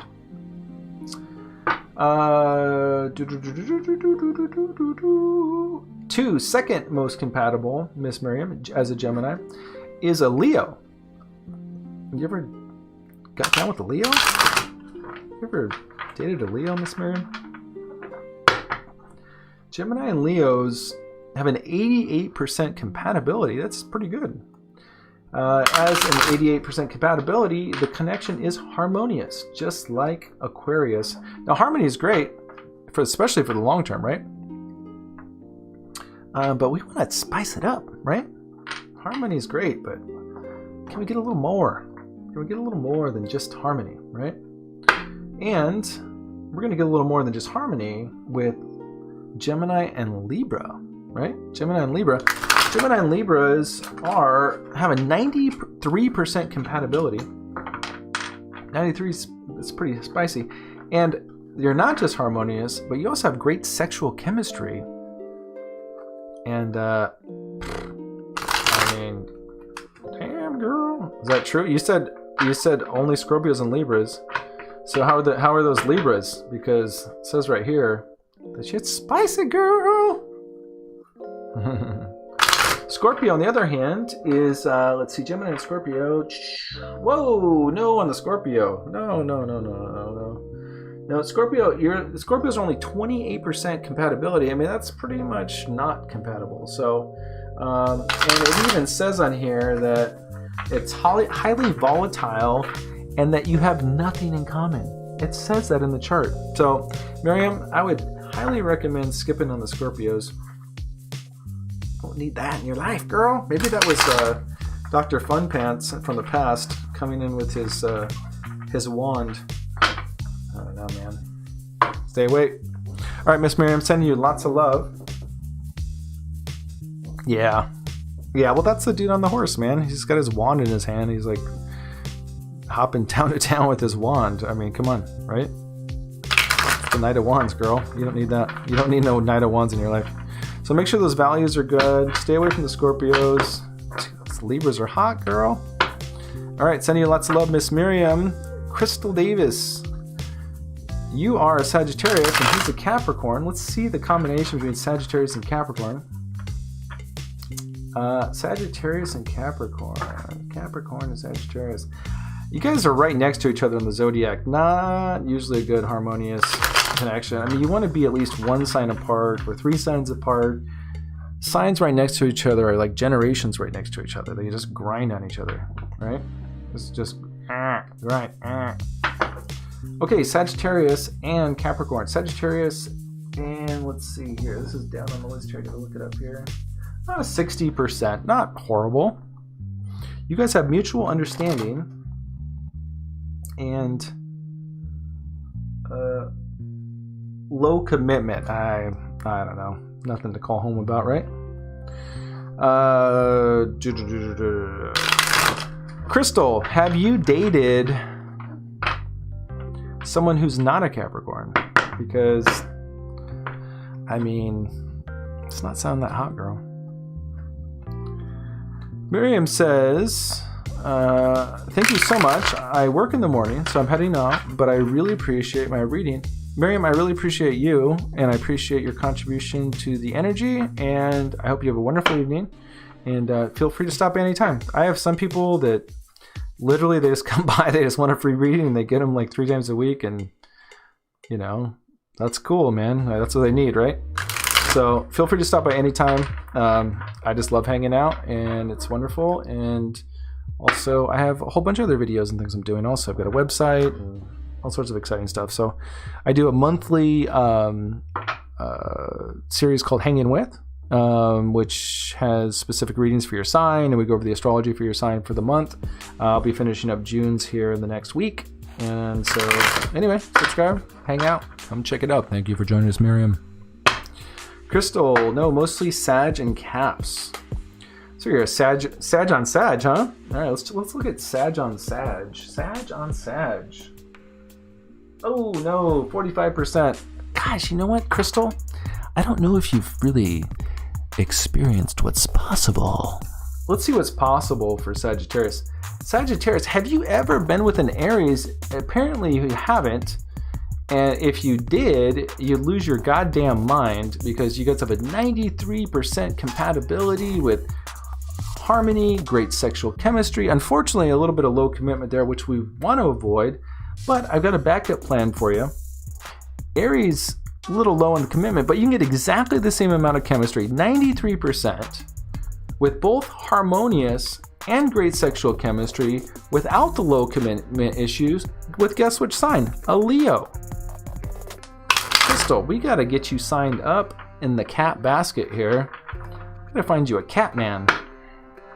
What do you think about dating a cat man, Crystal? No? No? No? Alright, well, I'll tell you one thing, man. Aries are gonna be hot, probably not healthy, but dude, it's gotta hook it up with the Leos, girl. Alright, Sag, anything else here? Oh, Aquarius. Aquarius, very good too. Mutual understanding, good connection, right? But if you want to, you gotta, man, girl, you gotta, if you hadn't had the fire yet, you need to get that fire, girl. So, anyway, on with your reading here. Miss Crystal, oh, let's check the queue here. Okay, looks like Miss Crystal's, okay, so you knew it, so it's, I'm serious, man. I haven't had the fire in my life much, but there was at least one time, where I had a partner and it's like eating a hot pepper, right? gotta have that experience. We gotta know what's possible with the life energy, the life force. It's not just sex, man. This is life. This is vitality. This is trust. This is intimacy, right? This is sharing. This is the Kundalini, man. This is the snake force shooting through our spinal cord, right? Blasting open our mind's eye to live. All right, Miss Crystal Davis. She is asking about her friend, Stefan. Does Stefan miss me and want me back? Now, how long's it been? 15 years of knowing him. So has this been like an off and on sexual connection? Like a booty call thing over the years? On and off. So let's see what's going on here. Well, that's good. That's good. I mean, God, I hate to say it, but I'm sure it's good. But I'm just getting this message here, man. I think you might be hanging out too long in the same parking spot. I don't know if you know what I mean, but all right. So let's check out what's going on. Let's see what the cards have to say. Miss Crystal Davis, we're gonna do a 3-card reading for you. Let's see what's going on. Let's see, make sure that we're seeing things clearly, right? Let's make sure we're seeing things clearly, right? Okay, let's see the past. Okay, and let's see what's coming in the future. Oh, interesting. Okay, so let's tune in these cards here. Let's see what I can get for you out of this message. Now, where you're at the Two of Swords in reverse. And Two of Swords in reverse is some sort of confusion or information overload. You're not seeing things clearly, overthinking it possibly. Indecision, you're not quite sure. And maybe that's why you're asking. You're not quite sure, right? But maybe you're actually feeling not quite sure too, right? So even though you might be seeing uncertainty, there might be a certain level of uncertainty inside of yourself about whether or not this is really something to focus on anymore, right?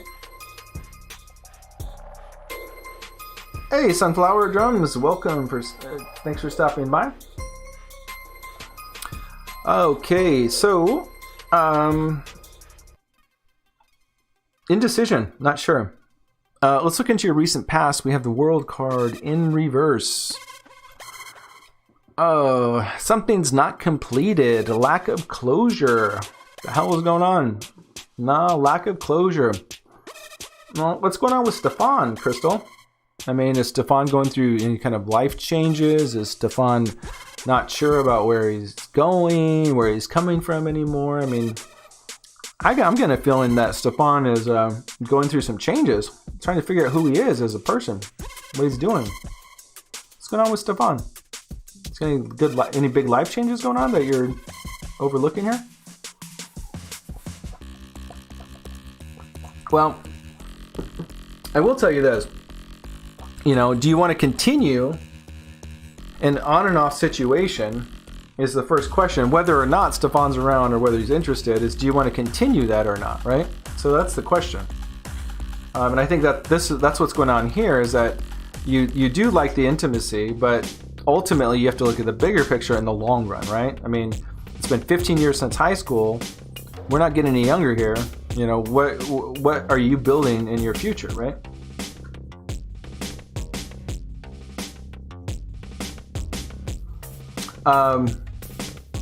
So, you know, you kind of have to make a decision about moving forward here is what I'm feeling. Now, you do have the Hangman in reverse as the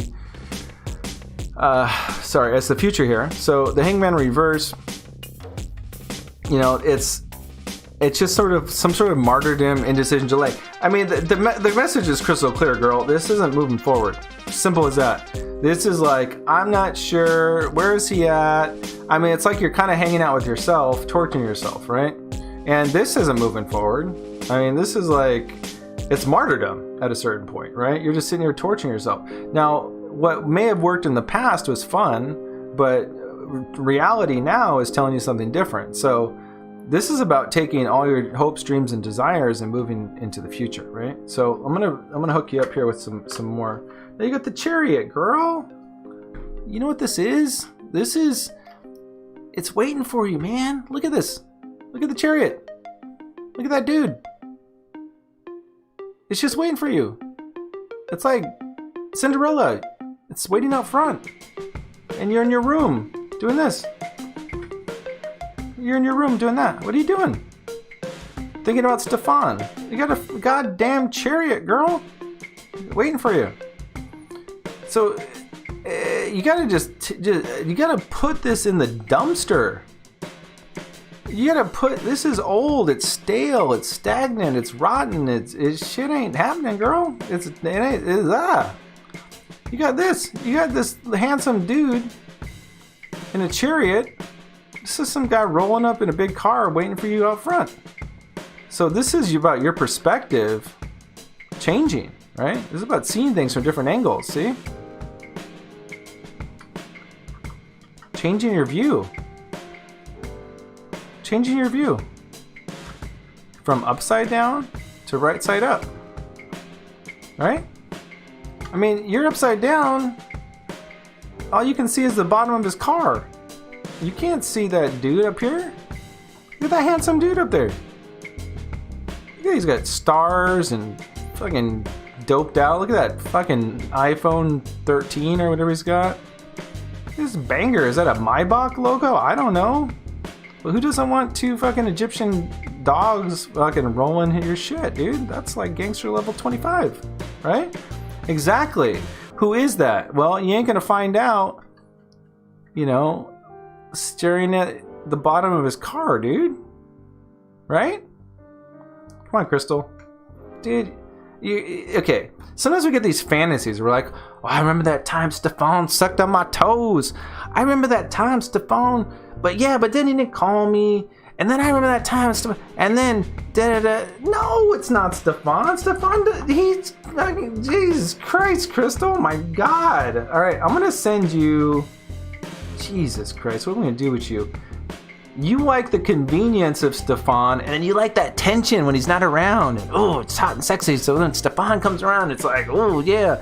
But it's like this loop, and it's dead, it's old, it's funky, girl. This is the chariot. Chariots takes you to new places, man. The chariot is the card. It's like when God shows up with the limo, and he's like, jump in. It's time to move forward, man. Right? So the chariot, it's control, it's willpower, it's victory, it's assertion, determination. It's not hanging around. I'm fucking going places, girl, right? So let's go places. Let's do it, right? So open your mind to some new possibilities. It doesn't mean that, you know, he can't.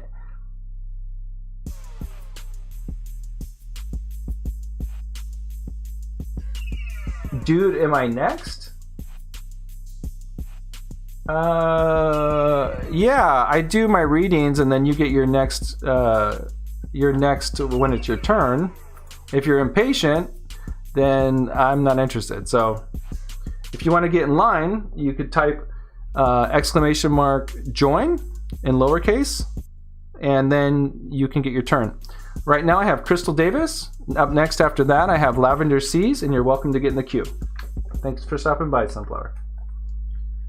Okay, so anyway, so Crystal, I'm kind of playing with you a little bit, but I am being provoking because you're kind of in love with this thing, and yeah, you can keep doing that all you want, and then you can just be a martyr if you want. But this is the universe is saying, as soon as you shift your perspective and open up to new possibilities, then you know, everything's going to shift for you really quickly. So I'm going to leave you with that. Okay, Miss Crystal Davis, sending you lots of love, and I hope that was helpful for you. Lavender Seas is back. Miss Lavender Seas.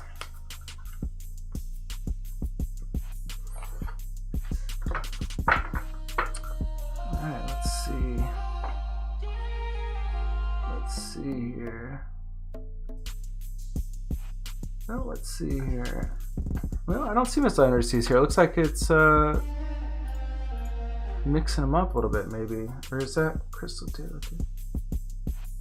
So what does it do here?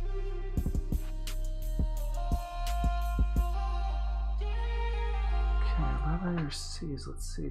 Lavender, are you here? Oh, interesting. Sunflower, I'd be happy to give you a reading. Just please be patient. Appreciate it.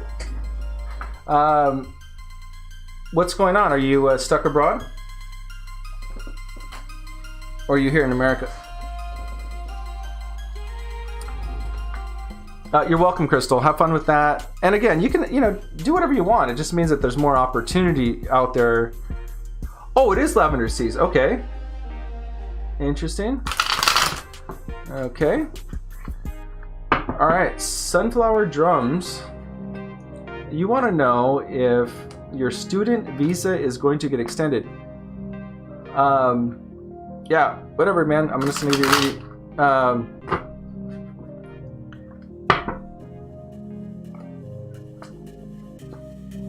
Are you in America or are you abroad? Are you stuck abroad?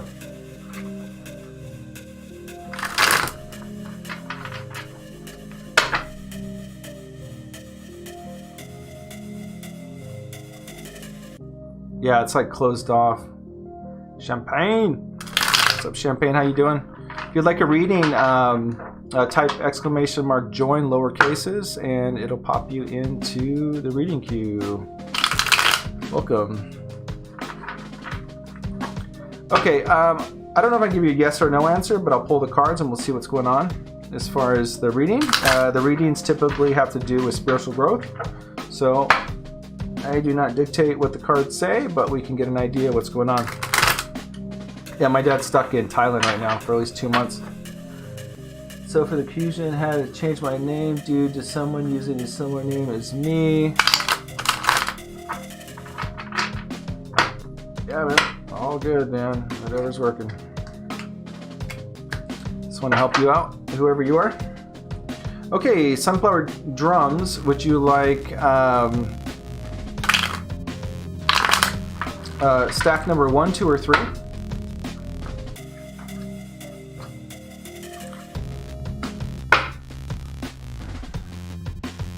What's up, Champagne? Champagne, I'm going to make you the last one for the evening because getting a little fried here, but let's get you in and get you going. All right, Sunflower, let's see what the cards have to say to you. I'm not sure what they're going to say, but let's check it out. Number 1. Okay, all right, here's 1, 2, and 3. Sunflower says 1, so we're going to pull 1 here.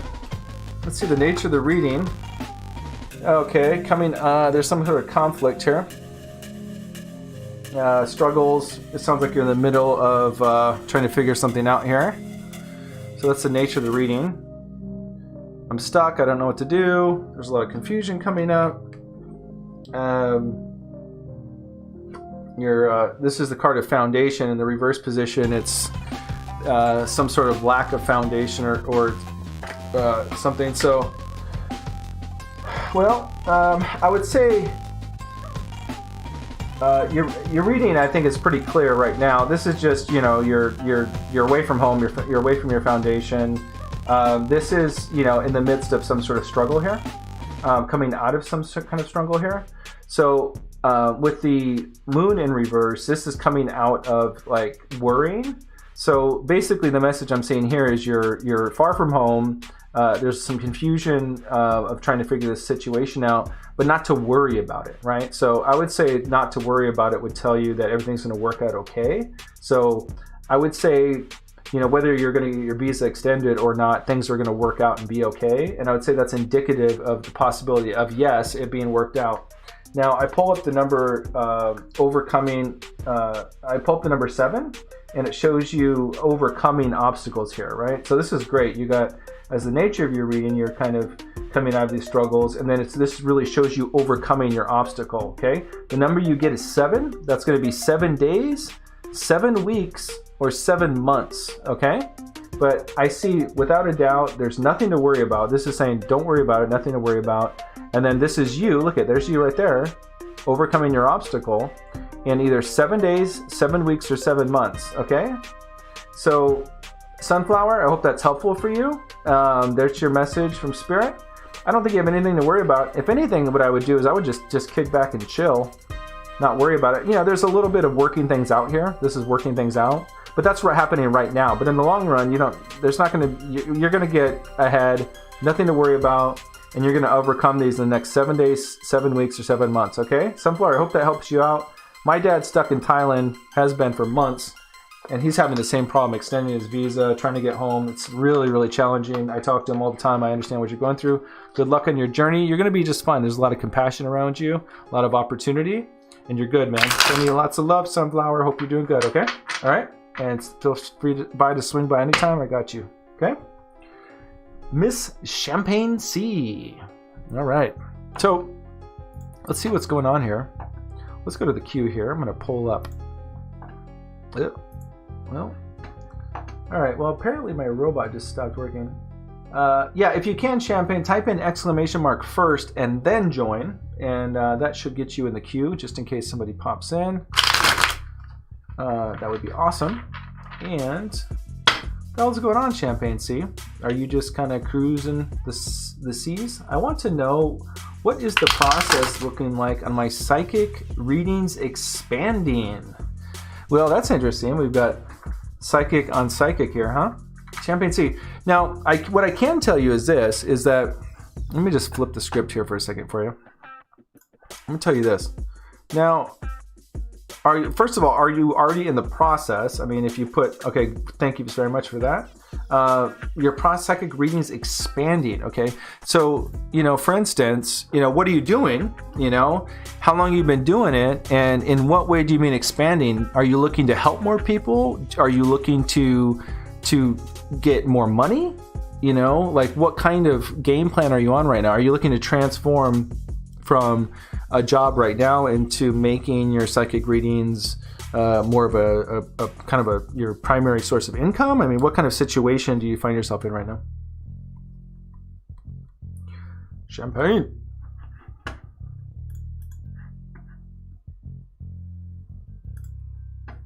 All right, let's move Champagne up. And let's go over here. I'm going to start doing the cards for you here. And I'm curious, what kind of psychic readings? Are you doing intuitive readings? Are you using any divination tools? I mean, Tarot's my divination tool, but, I do astrology, I do all this stuff. And also, what's your, do you know what your astrology is? Do you know what your sun sign is, your moon sign, all that kind of stuff? I'm going to actually take the message down right now because I am tired, and after you, I am done for the night. So I'm going to take off my join the reading queue because ain't no one joining this queue. It's all you, Champagne, and then I'm out. Speaking of champagne, I'm going to have some chai tea.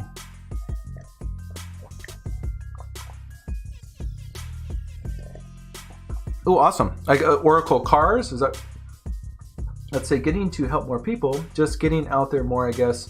I would say, all I would say is just do it, like the more you do it, the more it happens, and just like anything in life, right? Like just do it, and,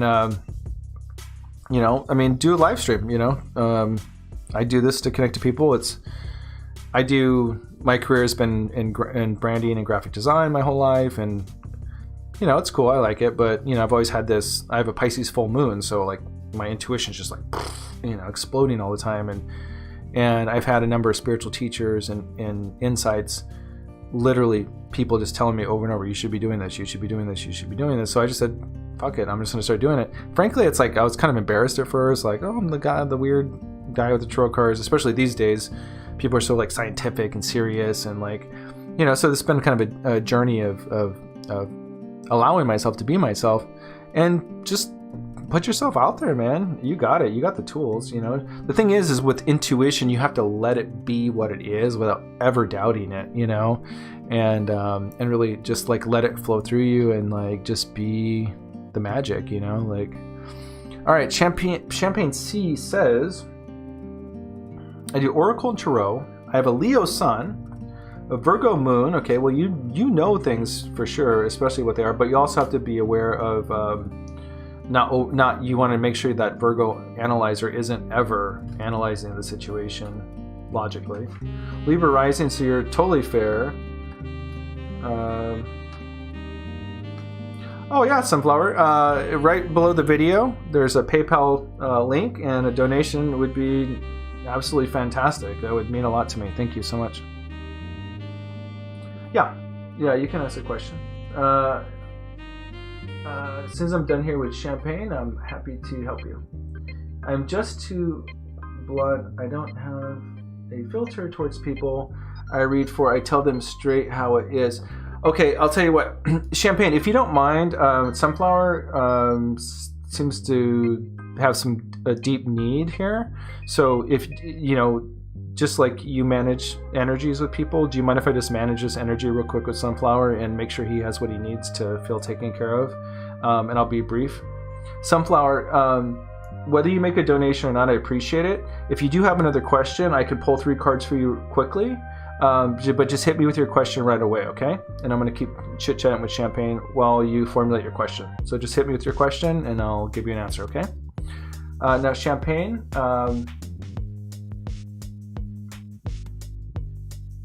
cool, yeah, like I said, just hit me with your question and I'll take care of you. Thank you, I understand, Champagne. As you can imagine, being in the public is an art form, right? So much like what you're talking about, like that's really the work that I realize is that I was drawn to do this work, but when you start doing the work, you start recognizing the spiritual growth inside yourself that really it takes. So it's like, it has to do with, this process of, really trusting the intuition and getting, the thing with you is that you have a Virgo moon, right?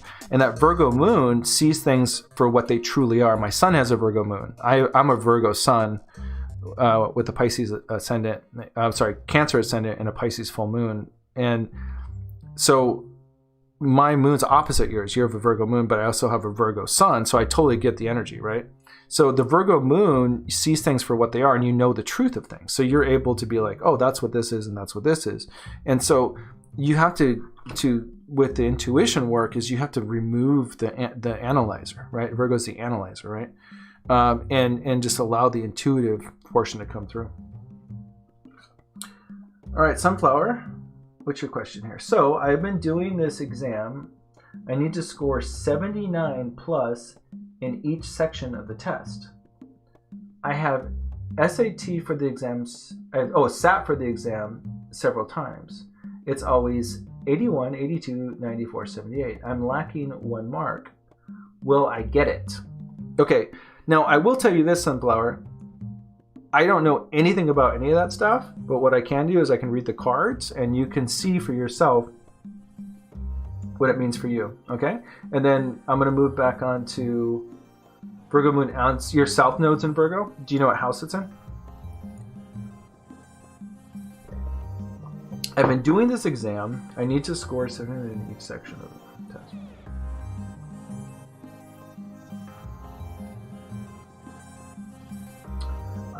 Well, I mean, I would say if you need to score more than 79 in each section, and one section was 78, I would say no, unless they give you a grace or an opportunity to retest it. But I will pull 3 cards for you real quick here and give you some insight. Miss Champagne is going to afford some grace to the situation with some patience here. Again, the cards will tell you what needs to be told. I'm not sure what the answer is here. But I will say this, Sunflower, in general, from your last reading, is the moon the moon card upside down is don't worry, right? So I have a feeling that maybe you're kind of in your head with a lot of this stuff.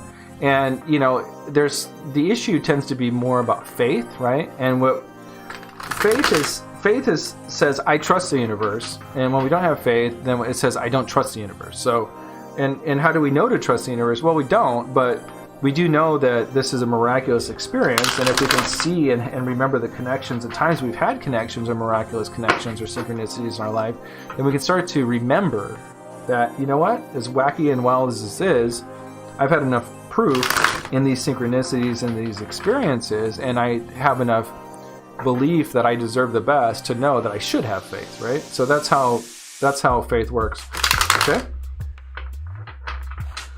Okay, so I'm just gonna pop 3 cards. Sunflower, real quick, would you like stack 1, 2, or 3? And then as soon as we're done here, I'm gonna move back on to the ever so patient Champagne C. let's move over to the tarot so you guys aren't staring at my grill the whole time. Yeah, we all lose the trust, but then something magical happens in life, right? That reinforms us of that beauty, right? I do it all the time, you know? I mean, I've literally had angel visitations in front of my face, you know, but I still will sit around and wonder if, you know, I should have faith, you know? So it's like that, you know? So Sunflower, just hit me 1, 2, or 3. We'll get you an answer here. 2, okay. Sunflower says 2. Okay, and Miss Champagne C. Okay, nature of the reading, Knight of Wands, wanting things. Yep. Okay. Wanting things. Okay, so you're actually, it seems like you're a well-accomplished person. Okay, so this is somebody who is vigorous, right? And somebody ready to move forward, right? So this is your current state. You know, you're like, am I going to move on from here? I'm super excited. Let's do this, right? In the recent past, you had some reason to celebrate some sort of big accomplishment. I feel like maybe this symbolizes all this hard work that's come up to this point where you're taking these tests and now you're ready to move forward, right? Now let's see what this card says, because this is going to tell us the outcome here. The 3 of Pentacles in the upright position is someone honing their craft, right? Really moving forward in their lives and honing their craft. There's 3 of Pentacles in reverse is, let's see, 3 of Pentacles, it has to do with working in groups of people, okay, in reverse.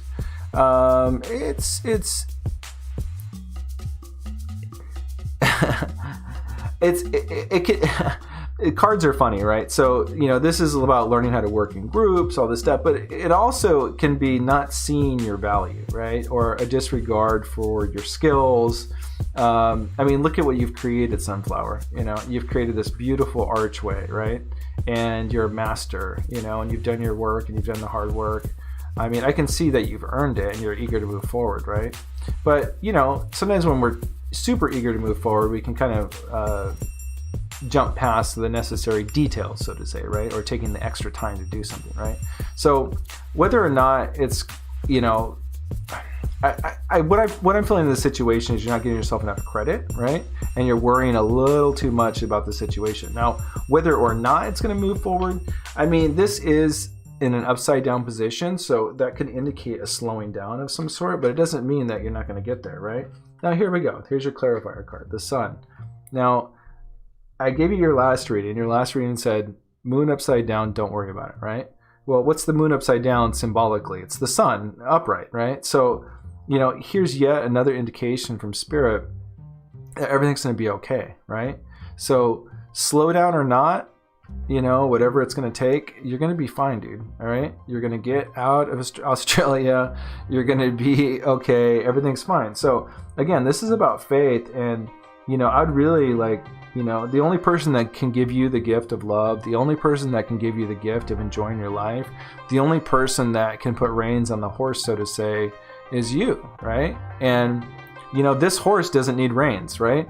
He's, you know, the child's innocent, right? This is you, man. Like, you need to be this naked child playing in the flowers and really, like, getting back to climbing and digging in the dirt and playing with caterpillars and, you know, all that kind of shit, and picking fruit off trees. Because when we are too much in our heads and we constantly create suffering for ourselves, there's no, the only person that's losing is you. It's not anyone else. You're not getting away with anything. You're not cheating anyone. You're not benefiting in any way. It's your gift to yourself, right? So this is you, and, you know, sunflower drums. Look at these sunflowers. Look at the sun. In your own name is your own answer, all right? It's the sunflower. The sunflower is the Father. The Father knows, the Father guides, the Father knows what's best and provides the vitality it needs to move forward with the full life force, all right? So sunflower, I'm going to leave you at that, sending you lots of love. You got nothing to worry about, man. Slow down or not, you might be slowing down in Australia, you might be slowing down in your exams. It's all going to dial in. Be willing to go in the bend in the path. Be willing to go in the fork in the road. Be willing to explore what life has to offer. And if you do it with innocence, shit, everyone wins, right? So sending you lots of love, Sunflower. Keep that yellow energy blasting in your solar plexus and feeling good, brother, sister. All right. All right. Don't worry about it. Just be like, I fully accept where this path is taking me, and whatever it might be, I am the sunshine. All right. Be the sunflower you are. Be beautiful. All right. So thank you very much. Take care and good luck on your journey. 6 months from now, you're gonna be like, what the hell was I worried about? I should have been having fun. All right, so we got the ever most patient and beautiful Miss Champagne C. Miss Champagne C, last time we left off, we were talking about the Virgo moon and how the Virgo moon is very analytical, and it understands the truth behind situations, because when we know the truth behind emotions, right? We know people's true motivations, we know people's true intentions, right? So you have a gift and a curse of knowing the truth, right? Now, when we work with people, especially doing psychic work, where we can hit psychic pressure points with people, right? So what that means is that I do Tarot for spiritual growth. Tarot for spiritual growth it's the hard work, right? And if somebody's got a big fucking ego and they're full of themselves and they think they're more important than anyone else, they don't understand that we're all equal here, right? And somebody's trying to get more and they're trying to milk this material reality for resources energetically from other people and use people and abuse people. They're not the kind of people that want to hear you tell them that they need to check themselves. They don't want to hear no bullshit about them having to look at themselves, right?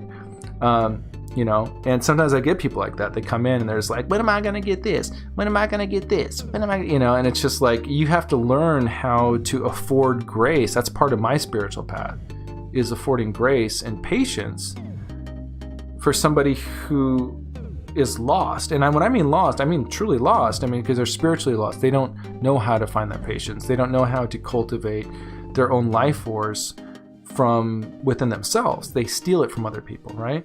Or they're a soul that's so young and ignorant that they still create problems and hold on to angers and aggressions within themselves. So if you're doing readings and you're feeling impatient, that's your own spiritual growth. That's learning grace, right? And affording grace. I always talk about affording grace. So it's at your expense. That's what I mean. You're paying the bill. You're footing the bill for their ignorance, right? But you do that with love and patience, because then they're around the energy of love and patience, right? You grow as a person and they grow in the presence of you growing as a person, right? So anyway, I'll just leave it at that. Let's get into your reading, but I hope you don't mind me sharing that with you. Miss Champagne C. All right, so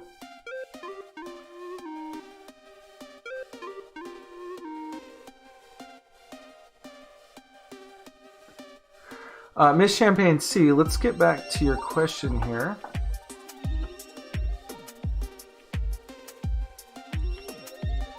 Okay.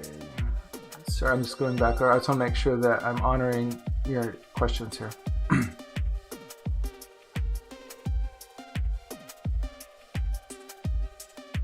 Yeah, the affording grace thing is a gnarly one. I'm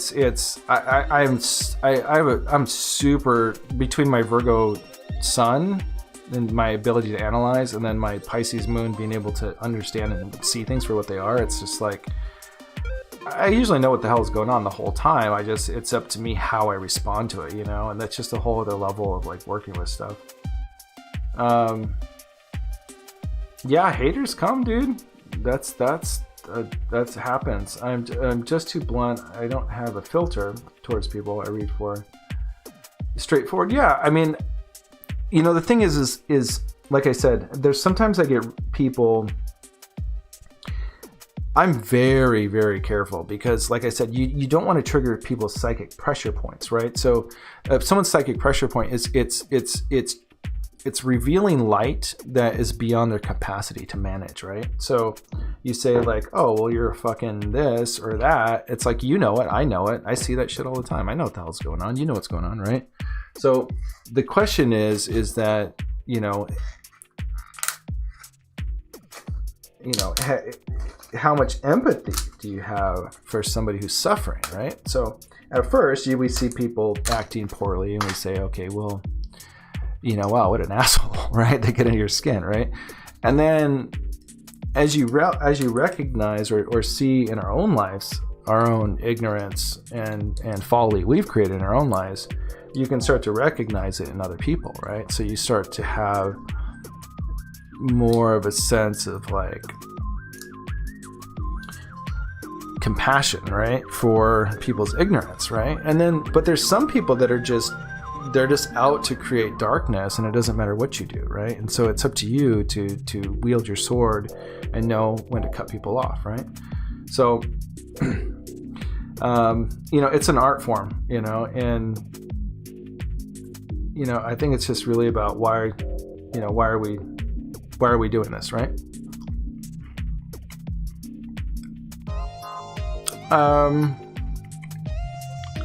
Miss Champagne, are you still here?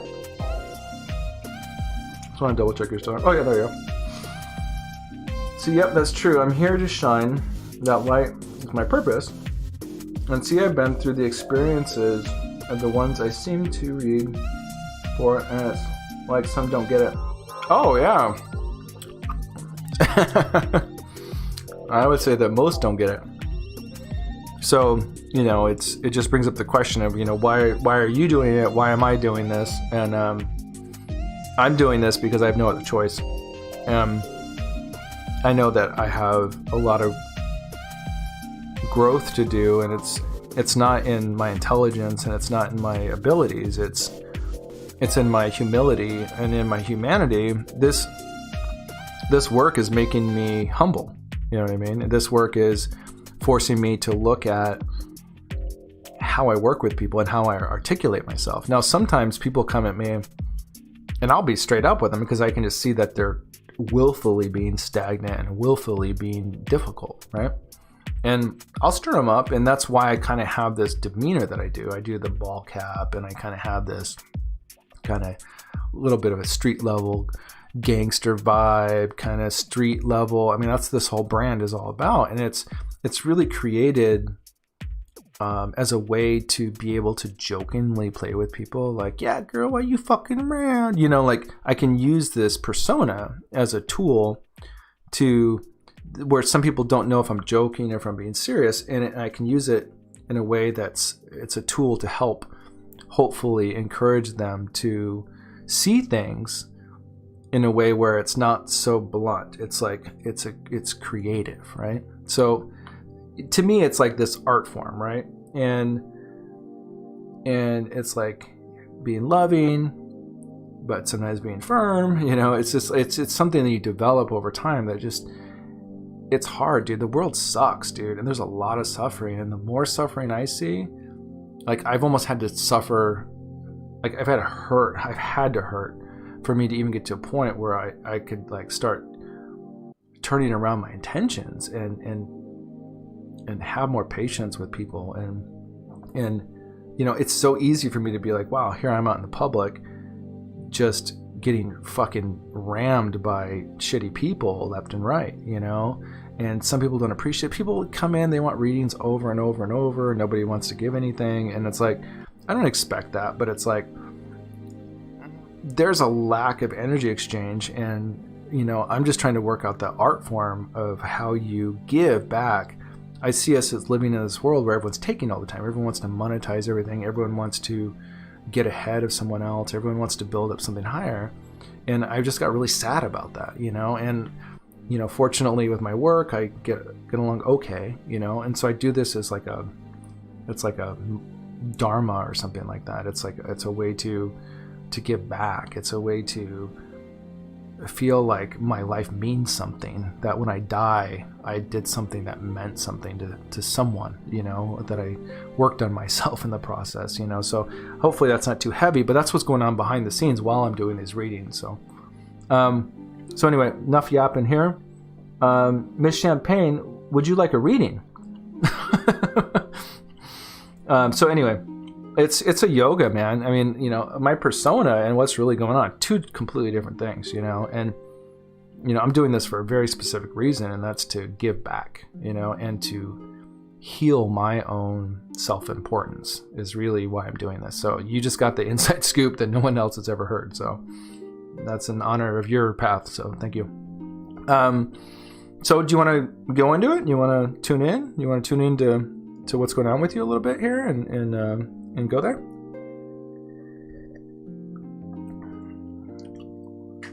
Okay. Well, there's a little bit of a delay between when I talk and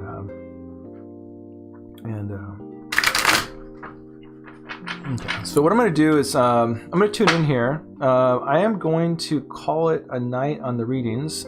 So Champagne, you will be my last reading for the night. I feel honored to read for a reader. And let's see what the cards have to say. Like I said, these are readings for spiritual growth. It's not always what the question is, but there's usually something meaningful and helpful in it somewhere. It's the most long-winded pre-reading I've ever had. Hopefully you got something out of it. Okay, Miss Champagne. Miss Champagne. All right, Miss Champagne, would you like pile number 1, 2, or 3? And thank you for helping me navigate Sunflower there. A little bit. Appreciate that.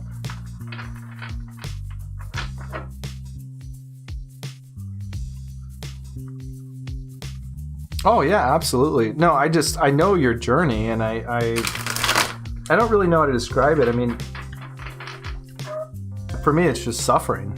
You know, it's like, it's literally suffering. Just laying in bed day after day, realizing I'm just sick of just selling myself and being a soulless fucking empty pile of crap of a human being, like 99% of the people out there, trying to get things from people, you know, and just feeling like it's almost like eating sugar so much that you're just like fucking throwing candy at people, you know.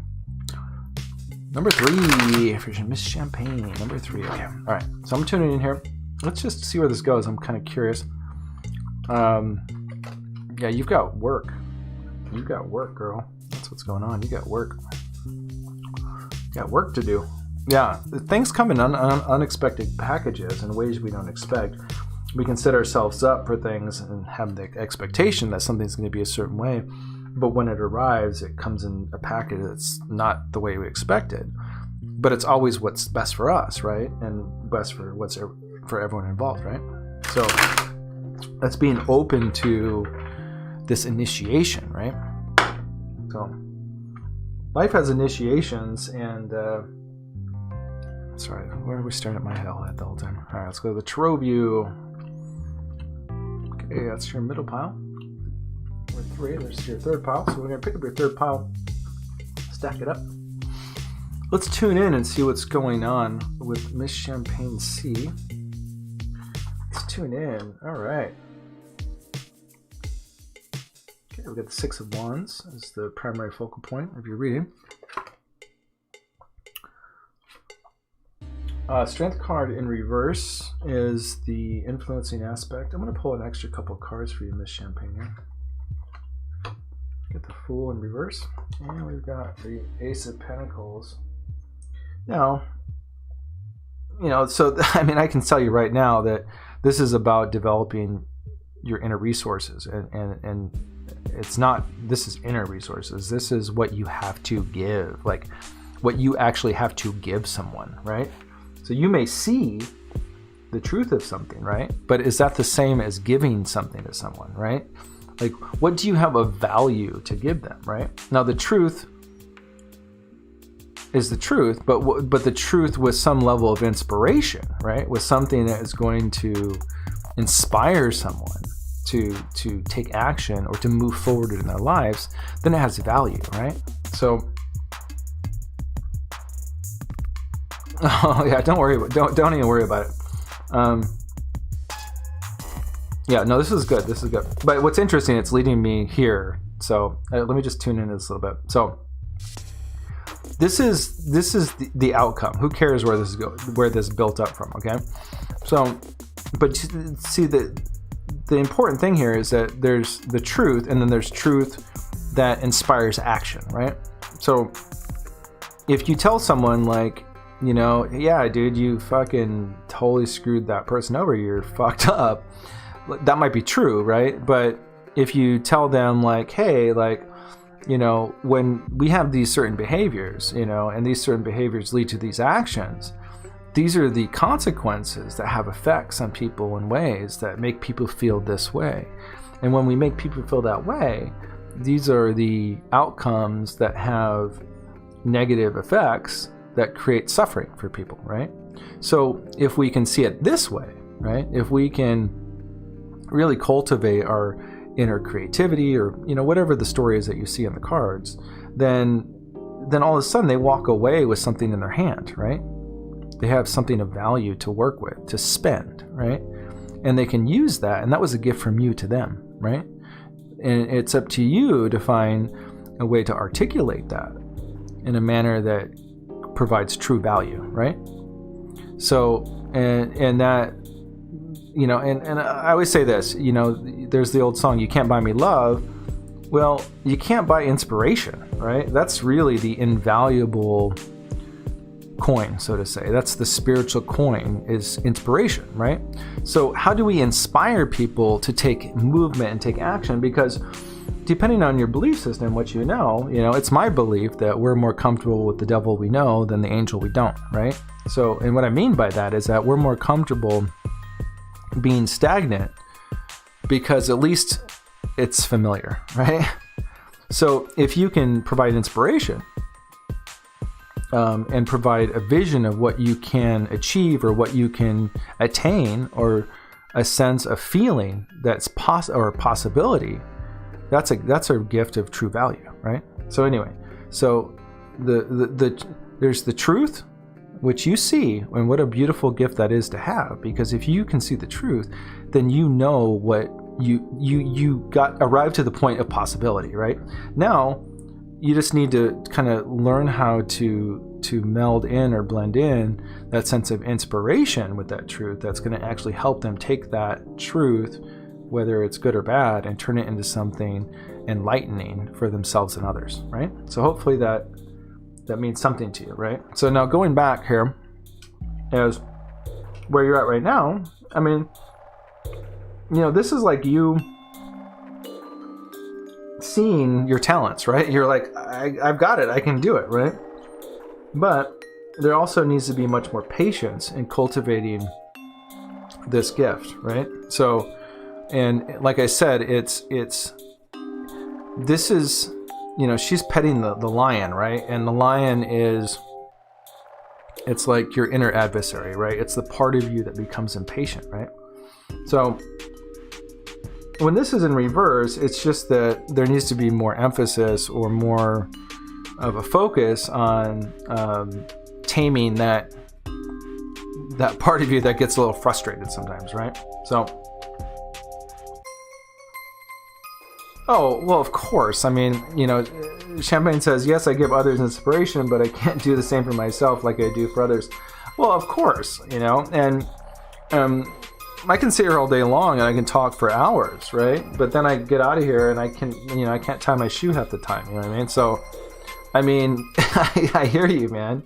It's these forces and these visions move in different ways, and to have these gifts isn't necessarily you can always do it for yourself, right? I mean, I do brand development as my primary career. It's like I can make businesses and products and packaging and write about copy and literally start a whole business for someone else. And then when it comes to myself, it's like, I don't even know what the hell I'm doing, right? So anyway, it's, the thing is this, is that for me, I saw the truth for years. When you're an empath and you don't charge money for something, it's like you have a sign on your back that says kick me, right? I'm an empath, kick me, right?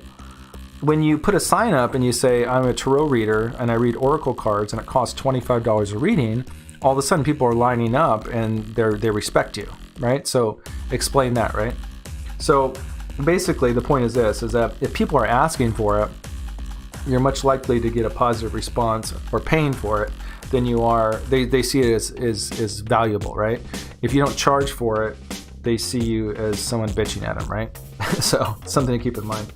But, I think what it is, it's just really simple, is that, you're coming out of this, this Fool in reverse, to me is very clear in this combination, is you're coming out of this state of innocence or of the true nature of the world and how people really are and people's true behaviors, right? So, and also starting to recognize that the soul's path is kind of a trick, really. I mean, we think, oh, like, here we have all these skills and we're badass and we're out here and we're going to do all this wonderful things for the world, but really the world is changing us. The world is transforming us in the process. It doesn't mean that we're not badasses out there doing the work. We are. There's no doubt about it. I'm doing it right now. You do it when you do it. You know what I mean? That's true. But there's a whole other side to the equation. And, all these impatient people are teaching us gratitude and patience and how to, and most importantly, how to articulate ourselves, right? How to communicate clearly what we're seeing and transforming the truth and insight we have that frustrates us and turning it into inspiration for others, right? So, it's just a willingness to be transformed by people who maybe we might see as ignorant or less than or less spiritual, and really kind of spiritualizing our own views too, right? It's kind of this amazing thing, right?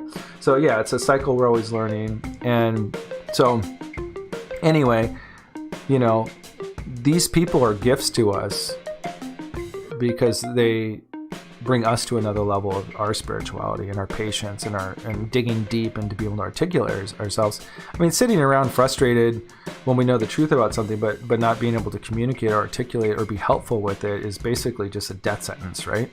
So, we've been put in this situation where we have to dig ourselves out of this hole that,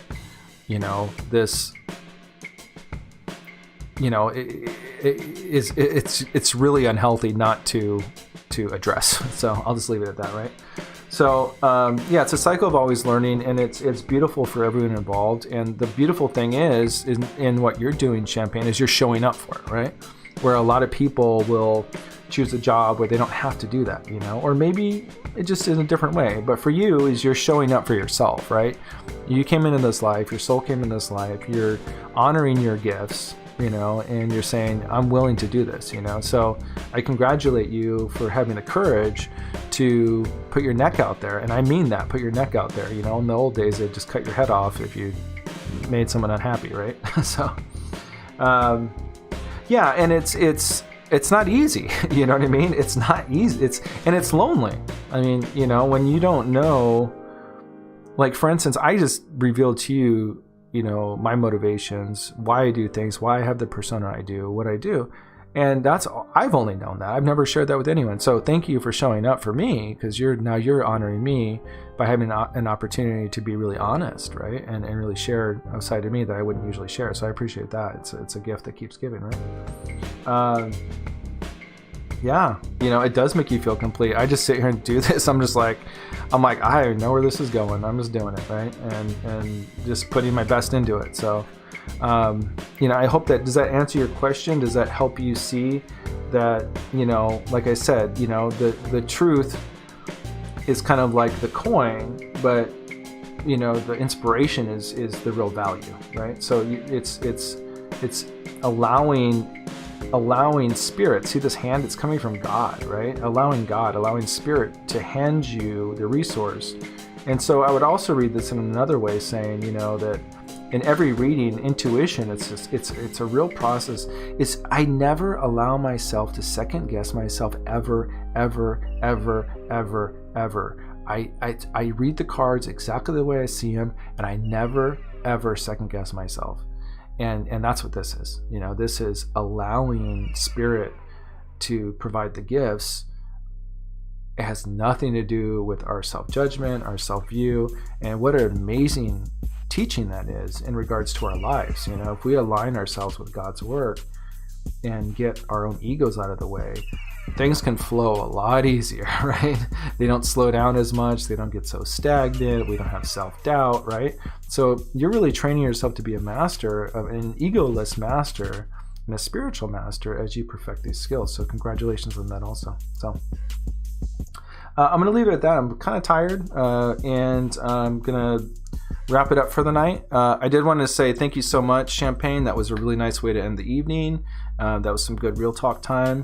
It was a real blessing for you to show up. Really appreciate that. And everyone else that showed up tonight, Champagne, please like and subscribe if you liked. You can hang out and join me again. I really appreciate your vibe and keep me updated on what you're doing. I'm going to sign off for the night and sending lots of love. Hopefully that was helpful for you.